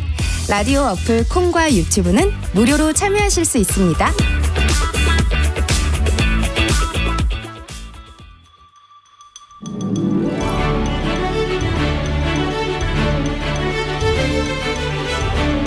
뉴스에서는 보기 어려운 정치인들의 뒷이야기, 언론 보도 이면의 속사정, 기자들의 입으로 직접 전해드립니다. 불사조 기자단, 경향신문 박순봉 기자, 문화일보 이은지 기자와 함께합니다. 어서 오십시오. 안녕하세요. 네, 언론사에서도 요즘 비 피해 이야기 많이들 하시나요? 어떤가요? 그렇죠. 제일 중요한 보도로 다루기도 하고 네. 그리고 그냥 언론사뿐 아니고 그냥 모든 사람들, 국민들 다 친구들 다 얘기하는 것 같아요. 너무 많은 분들이 돌아가셔가지고 네. 상황이 심각한 것 같습니다. 그렇습니다. 이게 지금 우리한테는 가장 중요한 그런 사안이 됐습니다. 자, 더 이상 피해가 없도록 지금부터라도 더 철저하게 잘 대비를 해야겠습니다. 홍준표 대구시장이 전국에 집중호우 피해가 발생한 주말에 골프를 쳐서 비판을 받고 있다는 말씀을 앞서 소개를 해드리기도 했는데 부적절하지 않다. 트집 잡지 마라. 홍준표 시장의 반응인데요. 기자들에게는 눈높이 운운하며 오히려 화를 냈는데 이런 태도 어떻게 홍 시장의 고집이라고 해야 될까요? 소신이라고 봐야 될까요? 태도를 소신이라고 보기는 좀 그렇고 네. 그 주말에 공무원들도 골프를 칠 수 있다. 이거는 평소 소신이라고 하더라고요. 물어봤더니 이제 자기 돈 내고 주말에 쉬는 날에 치는 게 뭐가 문제냐. 그리고 대구 쪽은 요번에 이제 특별히 피해도 없었다. 이제 이런 쪽으로 얘기를 하고 있고요.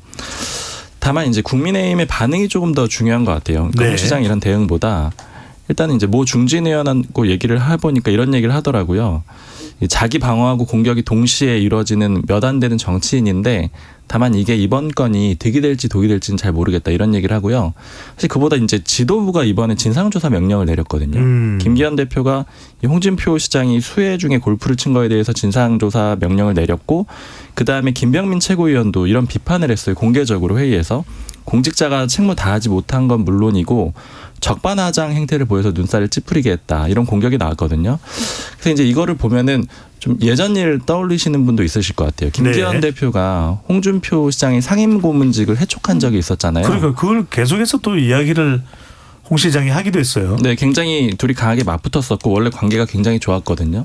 전당대회 과정에 그러니까 김기현 대표가 당대표 되던 그 전당대회 때 거의 매일 통화를 할 정도로 친했다 그래요. 그리고 홍준표 시장이 김기현 대표 일종의 정계에 입문시켜줬다 이렇게 생각을 하고 있거든요. 근데 그런 사람들끼리 둘이 싸우던 그런 과정에서 주목을 많이 받았는데 이번에도 그 2차전 같은 그런 그림이 좀 벌어지고 있고요. 네. 다만 이제 이 분위기들을 좀 물어봤는데 일단 홍 시장 쪽에는 어떻게 대응할 거냐 물어봤더니 뭐 이번 건은 있는 그대로 대응을 하겠다. 숨길 것도 없다 이런 입장이고요. 그다음에 여권에서 좀 해석이 나오는 거는 이 김기현 대표가 그러면 이게 2차전이냐. 그러니까 원래 좀 앙금이 있었기 때문에 다시 한번 홍준표 시장을 저격을 한 거냐 이렇게 물어보니까 그런 거는 아닌 것 같다. 그냥 좀 상황 파악 정도 해보자는 의미인 것 같고 좀 비윤계 쪽에서 나오는 목소리는 이게 지금 다른 나쁜 이슈들 덮으려고 당내 이슈를 키우는 거 아니냐라고 하면서 뭐 예를 들어 이제 김건희 여사 쇼핑 명품 쇼핑 의혹 이런 것들을 얘기하고 있는 그런 분위기도 있습니다. 그렇군요.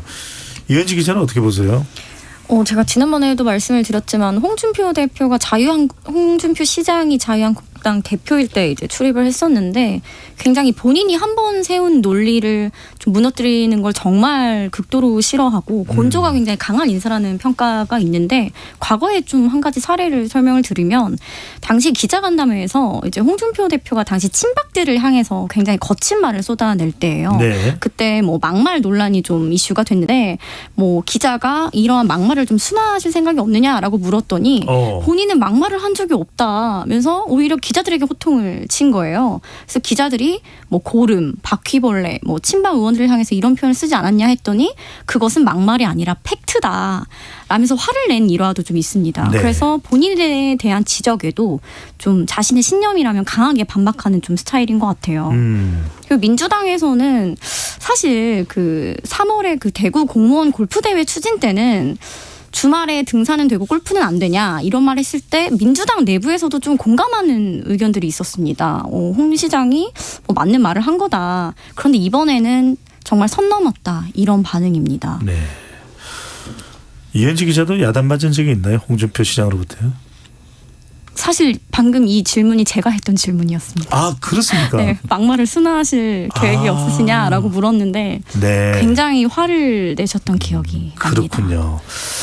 저는 그 야단 맞은 건 아닌데 기억나는 일화가 예전에 이제 경남지사 하다가 좀 굉장히 옛날인데 2015년쯤인데 그 성완종 리스트라고 저희 회사에서 보도한 적이 있었어요. 그게 민감한 사건이었지 않나요? 네, 그 중에 이제 비타 500에다가 뭐 이제 돈을 전달했다 뭐 이런 내용들이 있었고 그 중에 이제 지금 다 이제 뭐 법적으로는 아닌 걸로 밝혀졌는데 어쨌든 의혹이 있었다라는 게 홍준표 시장이었는데 당시에 서울 올라와가지고 기자간담회를 하는데 근데 기자회견장을 갔더니 그 비타오백을 쫙 깔아놓은 거예요. 그래서 저는 이게 뭐 별 의도가 없었을 수도 있는데 약간 그런 걸 좀 의식한 게 아니에요. 왜냐하면 이제 그때 한참 의혹이 나올 때거든요. 그러니까 약간 정면으로 대응하는 것 같은 그런 느낌을 줘서 그것 좀 인상적이었던 일이 있었어요.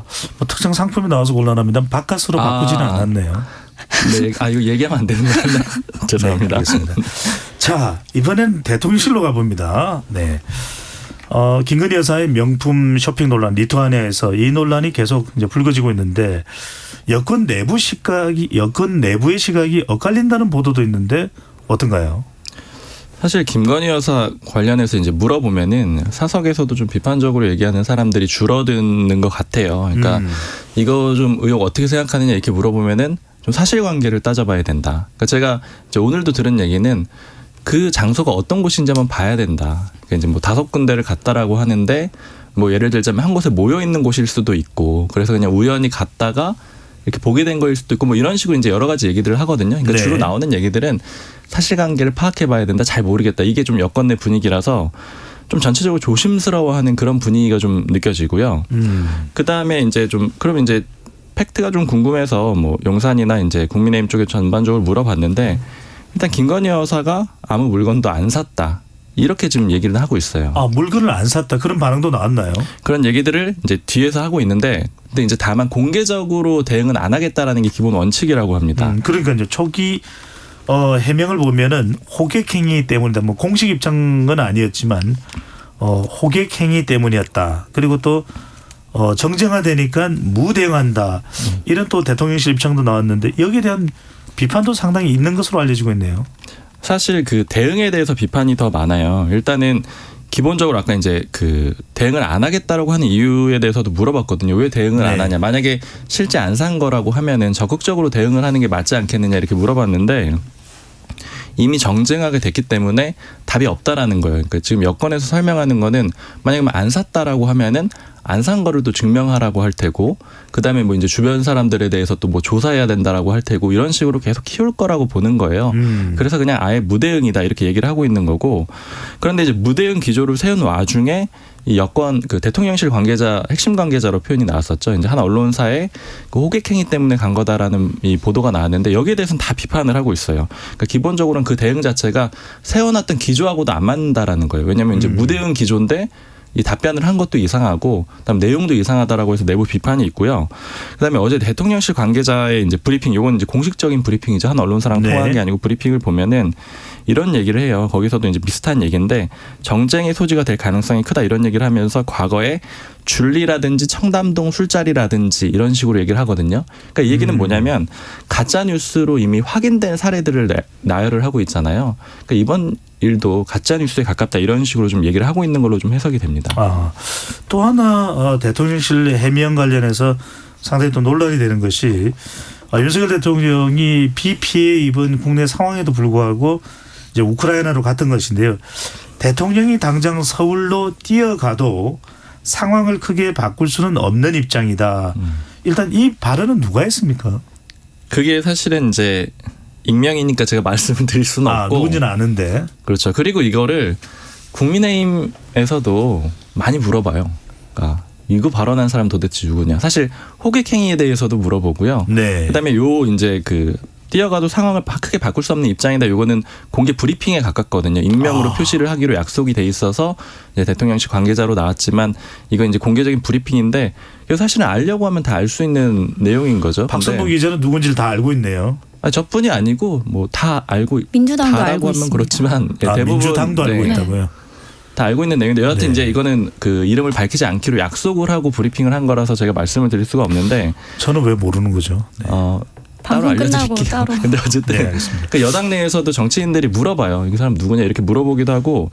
그래서 지금 기본적으로는 이제 크게 그림을 이렇게 보시면 좀 좋을 것 같아요. 그러니까 김건희 여사 의혹 자체에 대해서는 이 여권의 반응이 이거 잘 모르겠고 대응을 안 하겠다. 이게 일반적인 반응이고 대신에 그 과정에서 나왔던 호객행위 발언이라든가 아니면 또 대통령 이 수해 대응과 관련해서도 서울로 가도 뭐 바뀔 게 없다. 이 발언에 대해서는 강하게 비판을 하는 분위기. 그러니까 이렇게 좀 나눠서 보시면 좋을 것 같고. 네, 이 우크라이나 발언 관련해서는 기자들이 방문 취소를 검토는 했었냐 이런 취지로 또 물어봤었다고요. 맞아요. 그렇게 물어봐서 이렇게 답을 한 거예요. 그랬더니 이제 대통령실 관계자가 한국 대통령이 당장 서울로 뛰어가도 상황을 그렇게 바꿀 수 없는 입장이라서 안 갔다. 이런 취지로 답을 하면서 이게 논란이 됐던 겁니다. 그러니까 이 기자들이 물어봤다라는 이 표현도 이게 공식적인 브리핑이라는 걸 알 수가 있는 거죠. 네. 이현지 기자가 보기에는 어떤가요? 뭐 제 입장보다는 늘 민주당에서 나오는 이야기 중 하나인데요. 이제 전임 정부에서 김정숙 여사 순방 때마다 뭐 브로치나 뭐 작은 것 큰 것 가지고 논란이 굉장히 컸는데 지금 현재 그 김건희 여사 관련된 이슈에 대해서는 좀 보도량이나 이런 것들이 뭐 그때에 비해서 현저히 적다. 뭐 언론 환경이 너무 길어진 거 아니냐. 그리고 대통령실에서 너무 또 언론을 통제하는 건 아니냐. 이런 게 좀 민주당 시각이고요. 그 민주당은 이제 이 해당 이 쇼핑 일정을 짠 실무자를 즉각 이제 경질해야 한다고 공세를 높이고 있는 상황입니다. 쇼핑 일정을 짠 실무자가 있을 것이다. 네. 그래서 좀 질책을 받고 책임을 져야 된다라는 민주당 의견도 나오고 있습니다. 자, 이번에는 총선 이야기인데 좀 총선 이야기치고는 한 인물에게 집중되어 있습니다. 자, 한동훈 법무부 장관입니다. 끊임없이 이제 총선 출마설이 나오고 있는데요. 총선 출마 뜻 접었다. 윤 대통령도 동의했다는 심평 변호사의 발언이 화제가 됐습니다. 심평 변호사 그러면은 윤석열 대통령의 멘토? 근데 본인은 아니라고 계속 얘기하시더라고요. 심평 변호사는 본인은 아니다. 네. 네. 본인도 장관 일 열심히 하겠다고 말을 하긴 했는데 정말 한동훈 장관이 총선 출마는 접었다고 봐야 될까요? 근데 이 얘기를 사실은 굉장히 오랜 기간 해왔잖아요. 한동훈 장관이 총선에 나갈 거냐 안 나갈 거냐 이거 얘기한 지는 굉장히 오래됐는데 네. 저도 정말 한 10번 이상 다뤘던 것 같은데 방송에서 저는 그때마다 출마 가능성이 굉장히 낮다라고 말씀을 드렸었거든요. 그래서 이제 접었다라는 표현 자체가 맞는지가 좀 의심이 들고 이게 이제 애당초 총선 출마에 나갈 뜻이 없었기 때문에 접은 것 자체도 말이 안 된다 이 말인 거죠. 그렇죠. 그리고 이제 뜻이 있다 없다까지는 모르겠는데 이제 제가 느껴보는 분위기는 이래요. 그러니까 취재해보면서 듣는 얘기는 어떤 거냐면은 한동훈 장관하고 가깝거나 아니면 이제 용산 쪽의 사람들은 출마 가능성이 별로 높지 않다. 낮다라고 보고 국민의힘 쪽에서는 한동훈 장관이 좀 나와야 된다. 그러니까 이런 기류가 있거든요. 그러니까 이게 섞여 있다 보니까 이제 출마설이 꾸준히 나왔던 것 같은데 이제 한동훈 장관 쪽 좀 가까운 사람들 얘기를 들어봤을 때는 대체로는 나오지 않는 게 좋다라고 얘기를 해요. 근데 그 근거들이 여러 가지가 있는데 네. 일단 첫 번째는 지금 한동훈 장관이 윤석열 대통령이 소위 말하는 스타 장관이잖아요. 근데 국회 상임위에서 하는 역할이 국회의원으로 하는 게 좋냐 장관으로 하는 게 좋냐 이런 얘기들을 한단 말이에요. 네. 그러니까 국회의원은 질문 시간이 이제 상임위에서 한 7분 정도 되고 뭐 추가로 몇 분 하고 뭐 몇 차례 반복이 되긴 하지만 장관 같은 경우에는 앉아가지고 계속 답변을 하잖아요. 그러니까 상임위도 그렇고 아니면 뭐 대정부 질문 때도 그렇고요. 답변 시간이 무제한이잖아요. 한동훈 장관이 얘기하는 시간이 긴 게 좋다라는 거예요. 한 장관이 의원보다는 낫다. 그렇죠. 왜냐하면 이게 이제 국회의원으로 가면 한동훈 조자룡설이라면서요. 그렇죠. 왜냐하면 한동훈 장관이 초기에는 이제 굉장히 그 조자룡처럼 다 상대를 할 수 있다 이런 식으로 여권에서 많이들 얘기를 했기 때문에 네. 그 칼을 쓸 시간을 길게 주는 게 좋지. 그러니까 국회의원으로 가서 원오브댐이 되는 것보다는 장관이 훨씬 더 그 낫다 이런 얘기들을 하고요.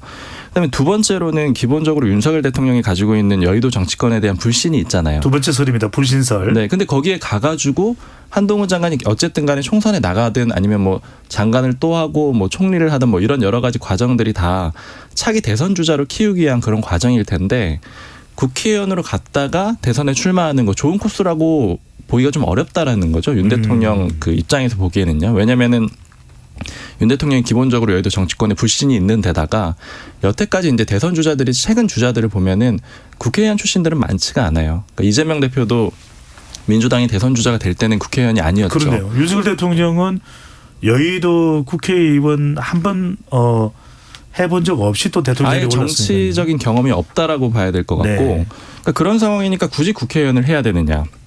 소모될 수가 있다 이런 비판이 있는 거고요. 그다음에 이제 행정가로서 면모를 보여주는 게 더 낫다라는 거예요. 이게 방금 말씀드린 거랑 좀 연결이 돼 있는데 왜냐하면 이제 기본적으로 국민들이 이 정치권에 대한 불신이 굉장히 커요. 그러니까 정부에 대한 비판도 있지만 그 국회의원들을 더 싫어한단 말이에요. 그러니까 이제 장관 하면서 행정가로서 역량 보여주는 게 좋고 지금 이제 법무부 장관 하면서 뭐 이민청 이런 것들이 있는데 아직까지는 뚜렷한 그런 성과가 없기 때문에 그런 걸 보여주는 게 낫다. 그리고 좀 여권 관계자가 어제 그 이 문제를 좀 얘기하면서 했던 얘기는 굳이 국회의원이 아니고 뭐 장관이 아니더라도 꼭 그 대통령 차기 대선 주자로 키운다라면은 서울시장 시키는 게 낫다. 그러니까 이런 얘기도 하거든요. 그러니까 그 길 자체가 국회의원이 완전히 좋은 길이라고 보기는 어렵다라는 거죠. 이거 박수봉 기자가 상당히 킬러 분석인데. 근데 하나만 좀 더 짚어볼 게. 있어요. 네. 아니 뭐 여러 가지 더 있는데 마지막으로 그냥 짧게 하나만 짚어볼 거는 법무부 인사정보관리단 문제도 있어요. 이건 이제 그 용산 쪽에서 나온 얘기는 아니고 국민의힘에서 나온 얘기인데 이 인사정보관리단이 옛날에 민정수석 역할을 하는 거잖아요. 민정수석이 굉장히 힘이 강한 그 사람이었죠. 그런데 그러니까 인사검증을 하다 보니까 중요한 자리인데 이게 지금 법무부로 가 있잖아요. 근데 이제 검찰이나 아니면 이제 법무부의 그 공무원들이 정권 말기가 되면 과연 뜻대로 따르겠느냐. 그러니까 이 강력한 힘이 어떻게 쓰일지 모르는데 한동훈 장관이 빠지게 되면은 즉 그러니까 지금 여권에서 하는 얘기들은 한동훈 장관이 없는데 법무부 인사정보관리단을 둘 수 있겠느냐. 그러니까 이런 얘기들이 있거든요. 그 중요한 역할도 맡고 있기 때문에 역시 빼기 어렵고 뭐 또 이제 이재명 대표 수사랑 이런 문제도 좀 연결이 돼 있죠. 이게 뭐 설이 여러 개입니다. 한동훈 조자룡설, 여의도 불신설, 그리고 세 번째는 행정가 육성설, 네 번째로는 인사정보관리단설. 외우기 힘든데 일각에서는 지금 국토교통부 장관을 맡고 있는 원희룡 장관 또 한동훈 장관의 총리설이 거론되는데 이건 가능성이 있는 예상인가요? 물론 이제 가능성을 배제할 수는 없는데 근데 저는 좀 가능성이 낮은 것 같아요. 제가 듣기로는 두 사람 다 가능성이 좀 낮다고 보이는 게 일단 첫 번째로 원희룡 장관은 총리를 안 하고 싶어 한다라고 합니다. 그러니까 국회의원으로 다시 돌아오고 싶어 하고요. 총리로 가게 되면 이제 다 이것도 역시 대선이잖아요. 그러니까 원희룡 장관이나 한동훈 장관 다 대선 준비하면서 이런 과정을 겪는 건데 총리가 그러면 대선 주자로 가는 길에 좋으냐. 별로 안 좋다라는 게 요즘 정치권의 일반적인 해석이거든요. 왜냐하면 2인자로 딱 낙인 찍히고요. 그다음에 움직일 수 있는 룸도 굉장히 좁아져요. 그러니 안 하는 게 낫다라는 거고 그다음에 한동훈 장관도 역시 지금 당장은 아닐 거라고들 많이 얘기를 하는데 차라리 그러니까 역시 총리를 시킨다라는 거는 대선 주자로 키워내기 위한 건데 아까 말씀드린 대로 서울시장 같은 게 훨씬 낫다라는 거죠. 알겠습니다. 가능성이 높지 않다. 자 그런데 한동훈 장관이 가능성은 높지 않지만 서울 광진을에 출마한다는 설도 많이 있는데 글쎄요 이제 이 지금 추미애 전 장관도 광진을 출마설도 나오고 고민정 의원의 고민이 깊어진다 이런 이야기도 나오는데 제2의 그래서 종로설 이야기도 나옵니다. 광진을이 민주당에서 만약에 그렇게 된다면 고민정 의원으로 그대로 갈까요? 아니면 뭐 어떤 대항마가 나오게 될까요? 일단 지난주에 좀 다뤘던 내용의 연장선인 것 같은데요. 추미애 전 장관의 광진을 출마설이 나오게 된 배경 자체가 바로 한동훈 장관 출마설 때문입니다.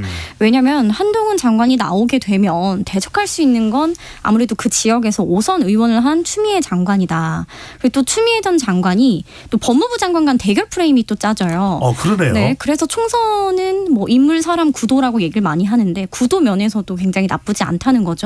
그래서 한 장관이 나오게 되면 추미애 전 장관에게도 한 번 더 기회가 올 수 있다. 이런 분위기가 좀 있고요.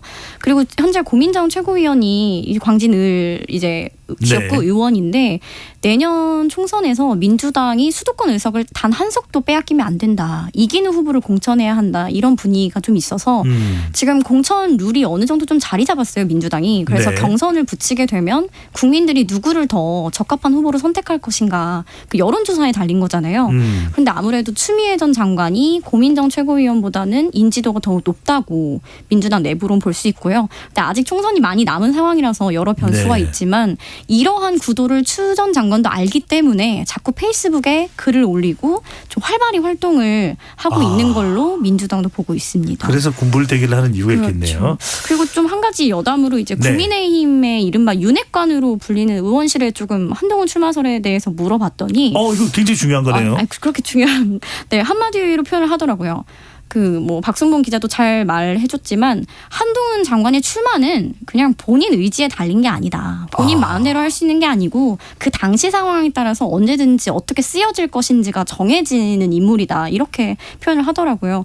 그리고 또 설사 출마를 하게 되더라도 뭐 일찍부터 출마 선언하고 뭐 싸움이 붙고 이미지 소비가 되는 것보다 장관 일을 잘 하다가 네. 뭐 부름에 응하겠다. 이런 식으로 깜짝 등장하는 게 더 낫다. 이렇게 보더라고요. 그리고 지금 내각에 사람 없다는 얘기들도 많이 하거든요. 네. 그러니까 지금 한동훈 장관뿐이 아니고 나머지 그 권영세 장관 빼고는 내보내준 사람이 없잖아요. 그러니까 이것도 좀 믿고 쓸 사람이 없기 때문에 일할 사람도 있어야 된다 이런 얘기들도 해요. 네. 두 분 말씀 듣고 보니까 궁금했던 게 속속 이해가 되네요. 네. 자, 그리고 박민식 보훈부 장관에 이어서 한동훈 법무부 장관도 최근에 이제 이승만 대통령을 상당히 또 호평하는 그런 발언을 해서 관심을 모으고 있는데 윤석열 정부에서 좀 이승만 띄우기 바람 이 부분은 어떻게 봐야 될까요? 이것도 종합적으로 알아봤는데 그래서 여러 가지를 말씀드려야 되는데 일단 첫 번째는 지금 윤석열 대통령이 이승만 전 대통령 기념관을 만드는 걸 추진을 하고 있거든요. 네. 그러다 보니까 장관들이 나서가지고 좀 분위기를 같이 맞춰주는 거다. 이게 좀 그 근접한 그 이유라고 할까요? 좀 가까운 이유 중에 하나고요. 그다음에 이제 더 근본적으로는 기본적으로 이승만 전 대통령에 대해서 윤석열 대통령이 긍정적으로 보는데 그게 좀 이념이나 이런 문제가 아니고 실용적인 문제라 그래요. 뭐 대표적으로 뭐 농지개혁 이런 걸 얘기하더라고요. 그러니까 좀 이념적인 부분이 아니라 이제 실용적인 부분에 맞춰가지고 재평가를 해야 되는 인물이다. 이게 이런 소신이 좀 있다라고 합니다. 네. 그리고 이제 세 번째로 나오는 분석은 요건 좀 이제 비윤 쪽에서 하는 분석인데 윤석열 대통령이 기본적으로 이 정치권에서 정통성이랄까요? 그러니까 왜냐하면 쭉 정치를 해왔던 인물이 아니고 그 다음에 이 포지션도 좀 애매하잖아요. 그러니까 왜냐하면 예전에 이제 후보 때 보면은 그 노무현 전 대통령을 좋아했다라는 것도 있고, 근데 반면에 또 어떻게 보면은 또 이제 그 보수 유튜버들 굉장히 많이 본다라고 하면서 극우적인 그런 성향도 있는 것 같아요. 여러 가지 좀 헷갈리는 상황이고. 다면적인 게 있죠. 게다가 또 박근혜 전 대통령이랑 이명박 전 대통령 수사를 했던 인물이기도 하고요. 네. 그러니까 이제 보수 정부, 보수 정권 내에서는 정치적인 정통성이 좀 약하다라는 거예요. 그러니까 이제 그런 정통성을 세우는 그런 과정으로 해석을 하기도 합니다. 그러니까 초대 대통령이었던 이승만 전 대통령과 이제 연결고리를 만드는 이현지 기자는 어떻게 보세요?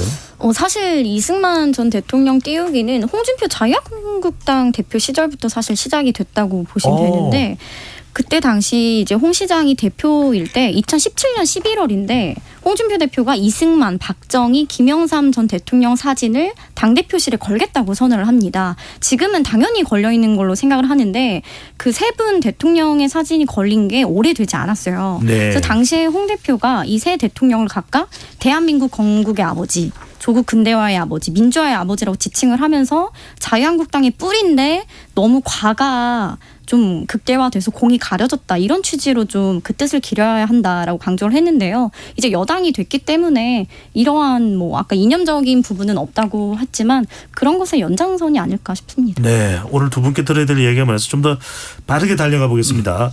자, 민주당입니다. 김은경 혁신위원장이 최근 한 인터뷰에서 이낙연 대표 관련해서 절체절명 상황에서 당 원로라면 어떻게 행동해야 될지 본인이 잘 아실 것이다. 이런 발언을 해서 또 상당히 이 부분도 논란이 되고 있는데 혁신위원장이 자기 정치한다.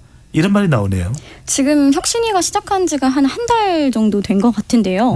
사실 자기 정치한다는 논란이 시작된 건 혁신위원회 이름을 김은경 혁신위원회라고 본인 이름을 넣은 것이 사실 발단이에요. 그래서 이번에 그 이낙연 전 대표 관련 발언으로 어떻게 보면 자기 정치 내지는 총선 출마설에 좀 쐐기를 박은 것 아니냐 이런 이야기가 좀 나오고 있는데요. 실제 김은경 위원장 행보를 좀 보면요. 지난 14일에는 청년 유권자들과 만나는 일정을 진행했고 원래 이번 주부터 제주도를 시작으로 지방 투어 간담회가 예정돼 있었어요. 근데 호우 피해로 보류가 됐는데 이게 과연 혁신위의 행보가 맞느냐 이런 이야기들이 의원들 사이에서 나오고 있고요. 이게 사실 유권자를 만나고 지역 투어를 도는 게 사실 정치인의 행보와 다름없잖아요. 그래서 혁신위가 존재감을 잃기도 했고 국민들의 원하는 혁신을 위해서 의견을 청취하겠다 뭐 이런 의도겠지만 의원들은 좋게만 보지는 않는 게 사실입니다. 그리고 네. 한 비명계 의원이 기자들에게 이런 얘기를 해요. 그 김은경 위원장이 내년 총선에 출마하는지 안 하는지부터 취재해 보라. 이것부터 확실히 대답을 들어야 우리는 혁신안에 동의할 수 있다. 이런 이야기를 했는데요. 그런데 상당히 이게 또 궁금한 부분이에요. 김은경 그렇죠. 위원장이 내년 총선에 출마할지 여부요. 그래서 의원들은 무조건 이 김 위원장의 행보가 출마 염두 행보로 좀 보고 있고요. 사실 혁신이라는 기구를 이끌려면 본인이 당연히 불출마를 전제로 해야 한다. 이런 이야기들이 굉장히 많이 나오고 있습니다. 그렇군요. 그래서 지금 혁신위가 중요한 것이 불체포 특권 포기를 하느냐 마느냐 이게 핵심일 텐데 이건 어떻게 되는 겁니까? 지금 사실 민주당 의원총회가 진행 중입니다. 1시 반부터 시작을 했고요. 그 바로 직전에 원내대표실 관계자와 통화를 좀 하고 왔는데 오늘 매듭을 지을 거라고 합니다. 뭐 한 차례 좀 불발되긴 했지만 근데 오늘 이 불체포 특권 포기를 당론으로 채택하겠다 이런 메시지가 나온다기보다는 이것을 좀 내려놓는 선언에 가까운 좀 그런 입장을 낼 거라고 합니다. 조금은 다르죠. 그러니까 확정적이라기보다는 이걸 좀 기대한다. 그렇죠. 이런 선언을 하고 의원들도 이에 동참해줬으면 좋겠다. 이런 정도의 메시지를 오늘 낸다고 합니다. 좀 그 네. 기저에는요. 이게 계속 늦춰지면 지금 호우 피해나 민생고가 굉장히 심각한 상황인데 우리가 이 1호 혁신안 하나 제대로 통과를 못 시키면 국민들에게 어떤 지지를 받겠느냐. 이런 이야기가 오늘 오전 원내대책회의에서 나왔다고 합니다. 네, 확정은 안 되지만 후퇴할 수 없다. 네. 박성범 기자께는 이거 마지막으로 좀 여쭤봐야 될 것 같아요. 우리가 시간 관계상. 끝났어요? 네. 네, 최근에 너무 시간 빨리 가죠. 네, 어떻게 해요? 네, 빨리 물어봐 주세요. 빨리 우리가 이제 3시까지 할 수 있는 체제가 돼야 되는데 곧 되겠죠. 네. 아니, 근무가 있어서 네, 아무튼 빨리 자, 최근에 주세요. 자유총연맹이 정관에서 정치적 중립을 삭제한 사실이 알려졌는데 내년 총선에서 역할을 하려는 거 아니냐. 윤 대통령이 이제 자유총연맹 행사에서 반국가 세력 발언을 한 것도 그것과 연관이 된 거 아니냐 이런 추측이 나오네요. 뭐 역할을 하려고 하는 거는 좀 분명해 보이고요. 그다음에 이제 반국가 세력을 가가지고 그 창립 기념 행사에 가가지고 했잖아요.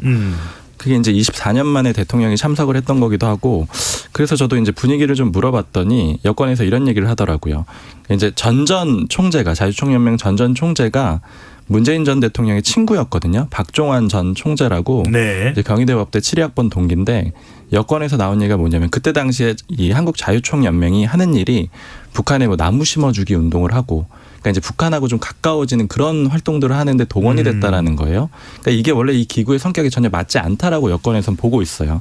그래가지고 강석호 전 의원, 그러니까 국민의힘 출신의 정치인을 보내고 그 다음에 여기에다 힘을 실어주는 그런 움직임이다. 그러니까 대통령이 가서 강한 발언을 한 거는 조직의 정체성을 정비하고 이런 부분에 있다라고 얘기를 하고 있고요. 그다음에 또 하나 볼 게 이제 자유총연맹에서 유튜버들 불러가지고 일종의 이제 뭐 단체 발단식 같은 걸 했었거든요. 근데 이런 과정들도 보면은 지금 이제 그 최근에 이제 유튜버들 많이 그 용산 쪽과 접촉이 있다는 얘기들이 많이 들리고 있어요. 패널들도 마찬가지고요. 네. 그럼 전체적인 그림을 보면 이제 방송사들에 대한 압박이 좀 있고 그 다음에 향후에 뭐 언론지능재단 통해 가지고 신문사나 통신사에 대한 압박들이 좀 있을 것 같아요. 그러니까 기존의 레거시 미디어라고 하는 이제 기성 언론에 대한 압박이 좀 있고 그다음에 거기에 대한 대체제로 그러니까 유튜버나 아니면 이제 뭐 기타 패널들을 좀 적극적으로 활용을 하려고 하는 이런 그림이 좀 보입니다.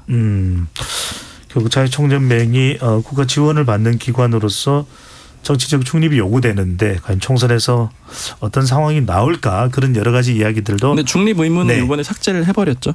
정관에서. 네. 그렇군요. 자, 오늘 말씀은 여기까지 듣겠습니다. 불사조 기자단 경향신문 박순봉 기자, 문화일보 이은지 기자와 함께했습니다. 두 분 말씀 잘 들었습니다. 감사합니다.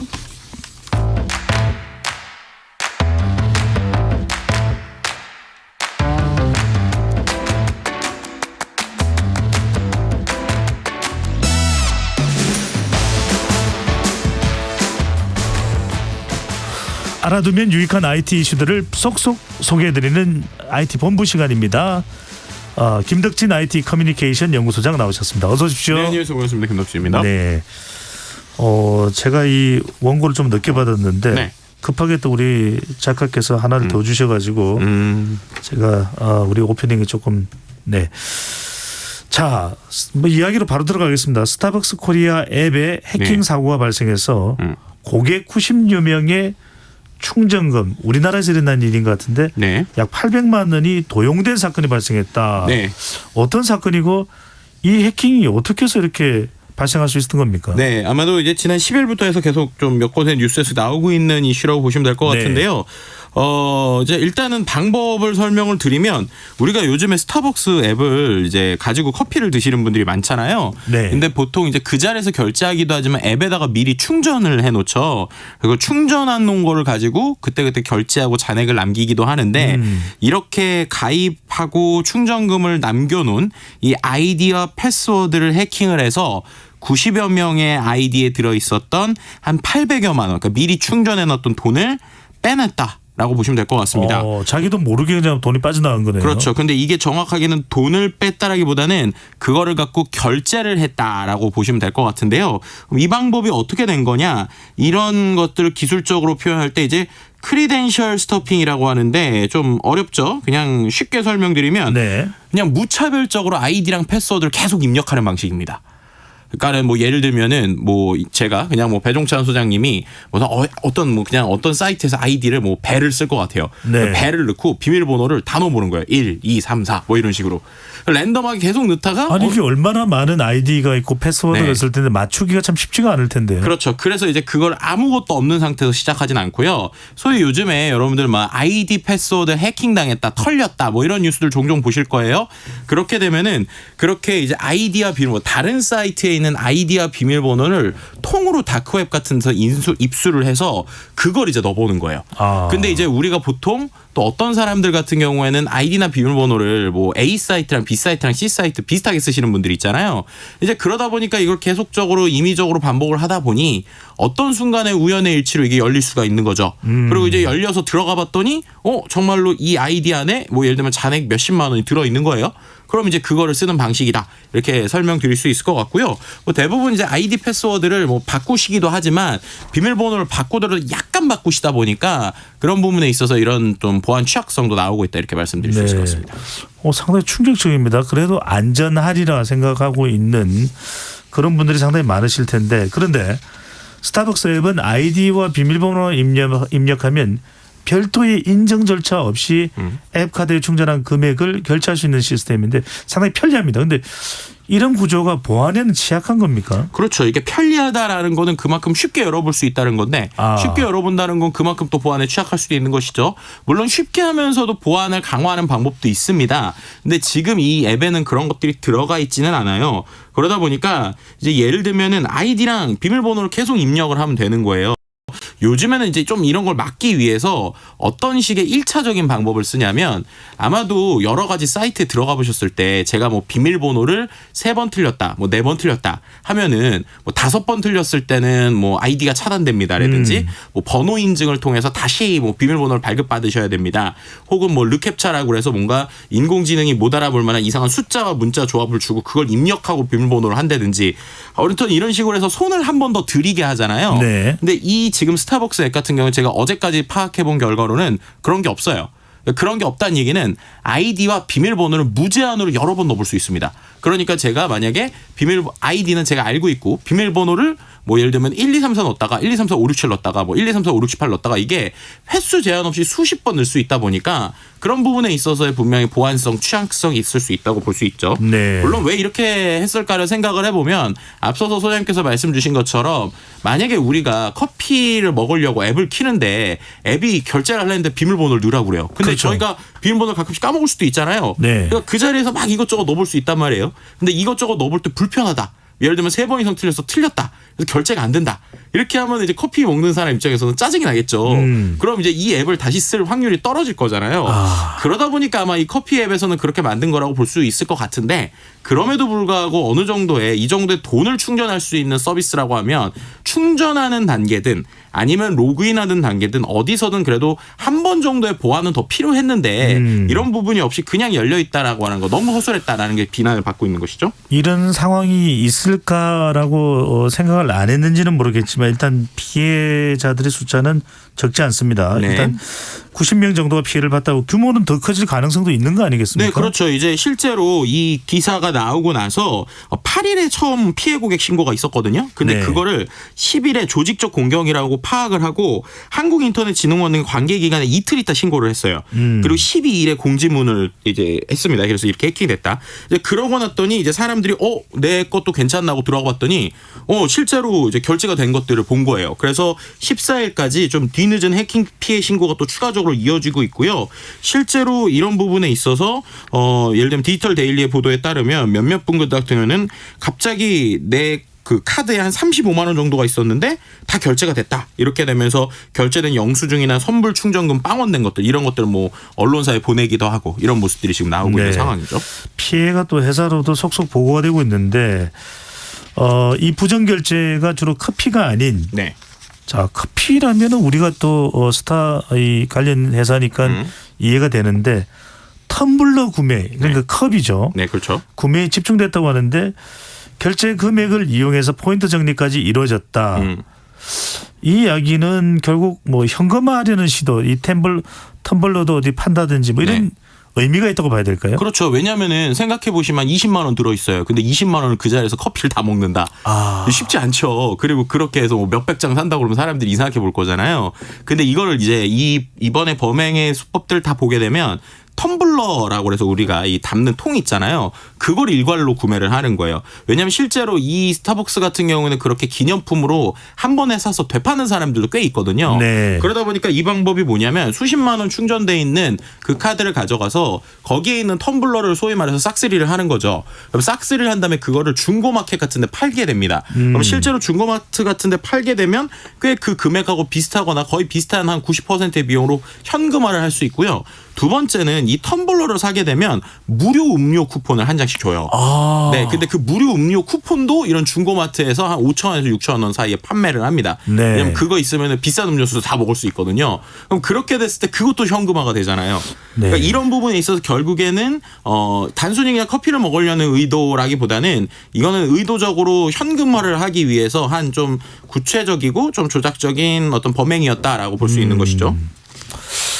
이런 생각을 하면 안 되는데 지금 김덕진 소장이 너무 내용을 잘 알고 있다 이런 생각이 얼핏 들고 있는데 어떻게 해야 될까요? 저는 이제 IT 전문가이기 때문에 잘 알고 있는 거고요. 근데 이런 방법들은 뭐 이런 사람들하고 관련된 건 아니죠. 뭐 그런 건 아니지만 근데 이게 알 수밖에 없는 게 이따가도 솔직히 말씀드리려고 한 건데 미리 말씀드리면 이게 첫 번째가 아니에요. 이미 이런 그 범죄가 이미 그 전에도 있었습니다. 그리고 스타벅스 측에서도 처음이 아닙니다. 자, 그래서 조금 그 부분을 여쭤보려고 그러는데 그럼 스타벅스 쪽의 입장이 뭔지 그래서 어찌 보면 이 개인의 또 잘못이라고 보기도 힘들잖아요. 보상은 되는 것인지 뭐 앞으로의 어떤 대책을 뭔가 강구를 한 건지 이 부분은 어떻게 될까요? 네, 일단은 말씀하신 것처럼 보상은 다 해주고 있어요. 확인되는 피해 금액에 대해서 즉시 전액 보상할 방침이라고 덧붙이긴 했고요. 금액에 상관없이요. 그렇죠. 근데 이제 이 부분에 있어서 그럼 왜 그랬느냐라고 했을 때 본인들이 확인을 했었을 때 해외 IP를 통해서 당사 앱에 부정 로그인한 시도를 발견했다. 그래서 그런 부분에 있어서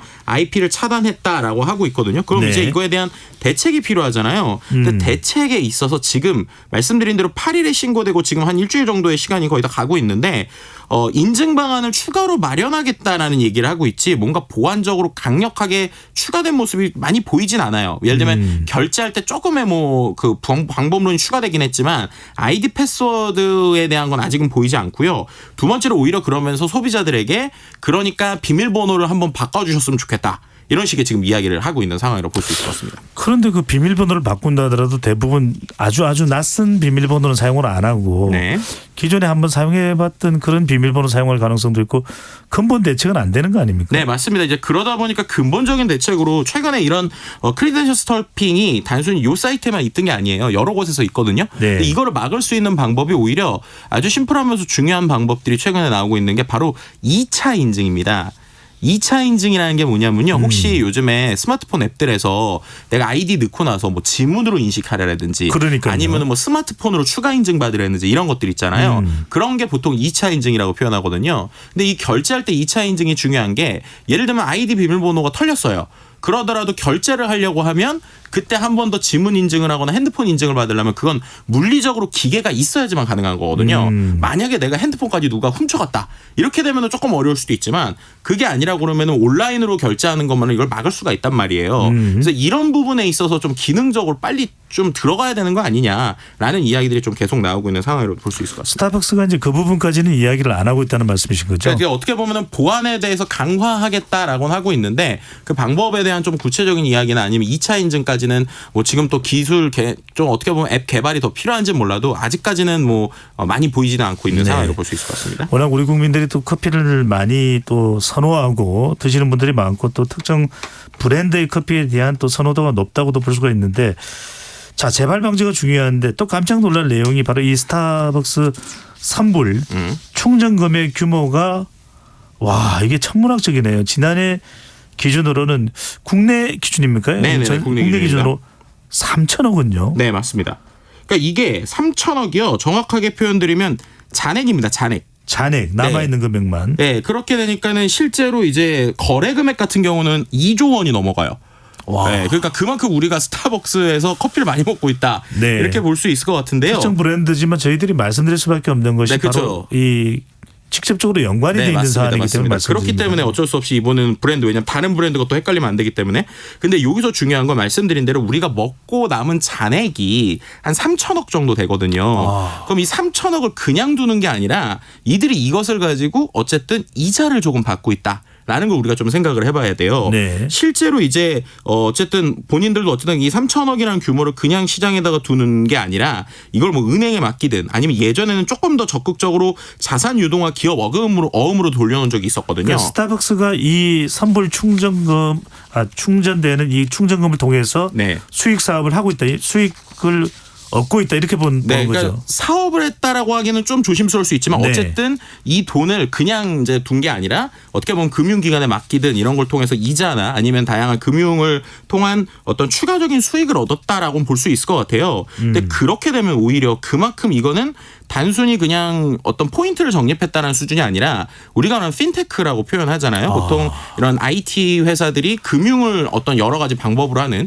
그런 앱에 가깝다고 볼 수 있죠. 그렇게 치면 한 2조 원 규모의 돈이 돌아가는 핀테크 앱인데 보통 요즘에 우리가 말하는 IT 회사들이 약간의 이런 핀테크와 연관만 되더라도 거의 은행 수준의 보안을 요구받는 데들이 많거든요.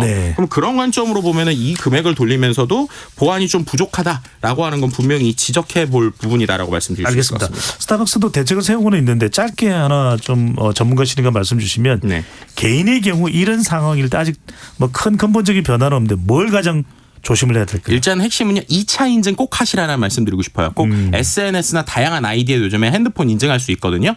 그렇게 하니까는 문자로 인증을 받으시든지 지문 인증 받아서 비밀번호 뚫리더라도 결제하는데 안전할 수 있는 2차 인증은 꼭 하시기를 추천을 드릴 수 있을 것 같습니다. 네. 여러분들 이게 요즘에는 우리가 어떻게 보안을 유지하느냐에 따라서 그만큼 또 누군가에게 틀리지 않는 그런 대비도 반드시 좀 해 주셔야 될 것 같습니다. 지금까지 관련된 꿀팁 김덕진 IT 커뮤니케이션 연구소장의 이야기를 들을 수 있었습니다. 잘 들었습니다. 네, 감사합니다. 네, 여러분들 오늘은 어떻게 들으셨는지요? 여러분들 철저하게 비대비 잘해야 된다는 거 거듭 강조드립니다. 배종찬의 시사본부 오늘 준비한 소식은 여기까지입니다. 저는 내일 낮 12시 20분에 다시 찾아오겠습니다. 고맙습니다. 여러분들 비대비 잘하시고요. 더 행복한 오후 되십시오.